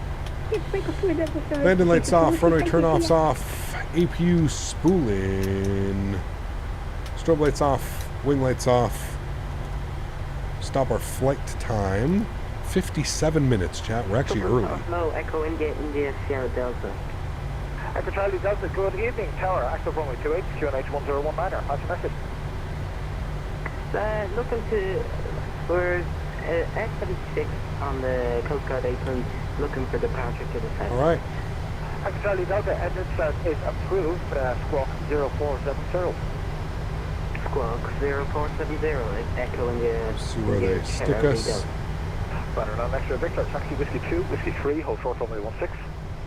Whiskey 2, whiskey 3 will hold short 26. Ryanair 9X for Victor. Whiskey 3. Sorry, 16, not 26. Whiskey 2, whiskey 3. Whiskey, continue taxi Foxtrot outer, November, hold short November 2. How do you do such perfect landings, maintaining proper glide slope and center line with speed? I mean, I don't know, dude. I struggle sometimes. Like, if you want to, like, if you go look at our last approach, our approach into Luton was not as nice as this one. I struggled in the approach into Luton. I think it's just more like getting used to the aircraft. I haven't flown this aircraft in a couple weeks, so like the first stream is always kind of little touch and go sometimes. That was a much more stable and much better approach than our approach into Luton, by far. Just practice, man. Practice makes perfect, dude, to be honest with you. 737 having a private jet version because I thought 700 was a version it could go up to 6,000 nautical miles. It does, Jake, yes. The BBJ. The Boeing business jet. Taxi Hotel 1, right on Foxtrot, into Alright, whiskey 2, whiskey 3 for us, hold short 16. That's he's going to put us in there, Pier 1. Well, that's where Ryanair parks, so. Joseph, what's up, man? Good to see you, dude. Welcome back. Hope you're doing well, buddy. Happy Saturday, man.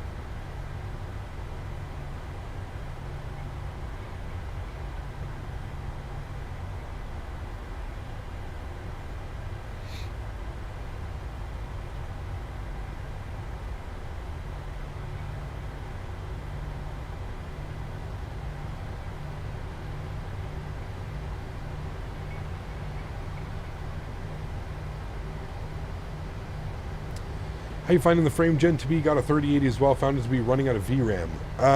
Just have everything on high end, man. You should be good. Turn some settings down. You don't need to crank them. Just I don't know, man. I run pretty modest settings in the simulator. I still think my sim looks great, but I run pretty modest. 235 request taxi. Settings. Bravo 1, hold This should be left on whiskey 3 right here, which it's going to be. Yeah, whiskey 3. Bravo 1, hold short. Controller is streaming and landing look lovely from his view. Hey, nice. Very cool. Delta ready for departure. Charlie Delta, thanks. Advise ready to copy clearance. Ready. Charlie Delta, thanks. Hold position for the moment. After departure. Remember, guys, if you haven't done so, don't forget to smash down that thumbs up. Hopefully we can hit 300 likes by the end of the stream. We'll be able to take a look at the replay of that. We did catch the replay. We'll stop the recording now. If you haven't done so, do me a huge solid. Don't forget to smash down that thumbs up. Not above 2,000. QNH 1019er, Echo Charlie Delta. Right, here's whiskey 3. Charlie Delta, readback is correct. Surface wind 260 degrees, 18 knots. Cleared left, report runway 2 left. Have you tried the auto FPS tool which automatically adjusts the TOL? I have not. No, I haven't found a need for it. I usually am getting like high 50s, 60 FPS everywhere we go. So thankfully I don't really need it. Mike Whiskey, surface wind 260 degrees, 18 knots from the 28 right, so take off, bye-bye. Take off, bye-bye, Shannon, to Mike Whiskey. Flight 235, continue taxi right, Foxtrot, hold throttling 4. Continue taxi right. Can we go as a 700 because I'm going to go back and forth between the both. There you go, man. Nothing wrong with that, dude. Runner 9 X-ray Victor, cross runway 16, taxi Papa 1, stand 121.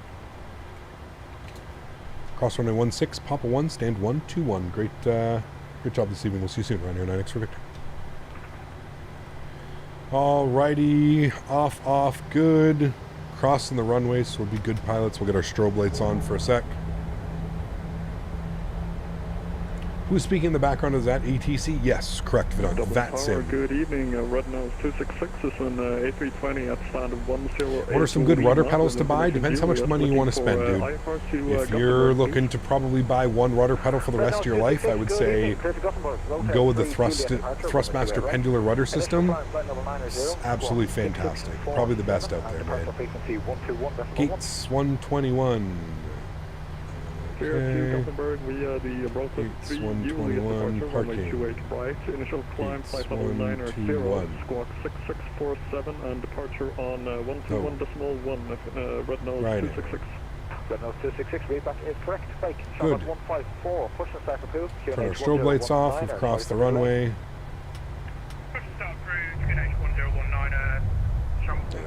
Beautiful. Get ourselves into the stand, which we started the day. Stand 121. Absolutely beautiful. This is perfect. Do you use FS Realistic along with Cat Turb at the same time? I do North King. The only thing that I can tell you, man, is do not. It's okay to use the it's okay to use this one, the General Turbulence, because actually no, General Turbulence you're just using for the range and smoothness. You just turn on for the shaking.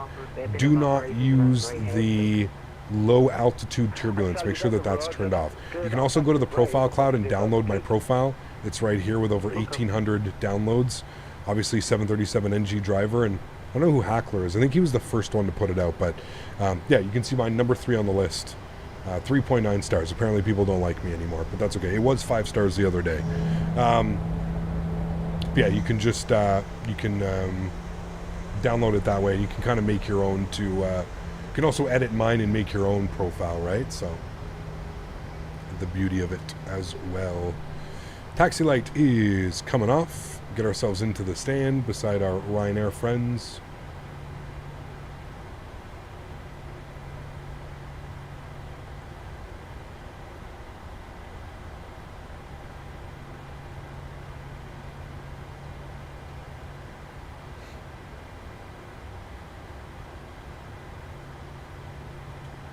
What a beautiful day of flying, guys. I thoroughly enjoyed that.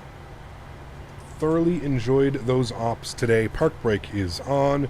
Upstairs, gens are on, bleeds are on. Good. Gonna get the dome light on here so we can see what we're doing a little bit better. Beautiful. Engine number 2 is off. Engine number 1 is off. Wonderful. Anti-collision light is off. That's all good. Hydraulic pumps are off. Probe heats are off. Yaw dampers off. Fuel pumps are off. And seatbelt sign goes off as well. Ladies and gentlemen, welcome down back to Dublin. Let's go and request deboarding. Going to jump over here. We're going to stop our clock on our block time. 1 hour and 14 minute flight time. 1 hour and 57 minutes, which leaves us a difference of 17 minutes on taxi in and out. Beautiful. I would say that was a successful day, my friends. Would you all agree with me? Yes, you would. A lot of fun today, chat. Thanks so much for being here with me. Truly do appreciate all you guys, man. Again, my mods, my donators, and my sponsors, everybody that helps support the channel. You guys are absolutely awesome, man. I truly do appreciate every single person that comes here to hang out, whether you're just coming to smash down the thumbs up, you're able to gift of some members, you're able to donate to the channel. Regardless, man, everybody here hanging out with me, I truly do appreciate it. Hope you guys enjoyed today's stream. I don't know what the plan is tomorrow. As I mentioned, I wanted to kind of do some Brussels ops. I'm not quite sure what the plan is. We may go Dublin to Brussels, Brussels to somewhere. We may end up doing that just as like a continuation on out of Dublin. I do love Dublin, so we may depart out of Dublin tomorrow. But I do want to go Brussels, and then I do want to go Brussels out to somewhere else.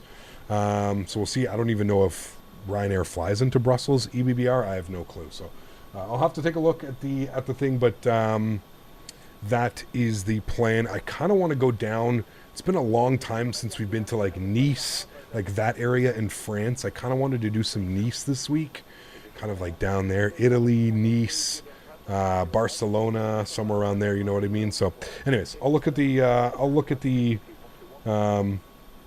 Flight Radar 24 and we'll plan that. But I would plan that for tomorrow. Plan kind of like around there. Obviously, I'll have the thumbnail up as well.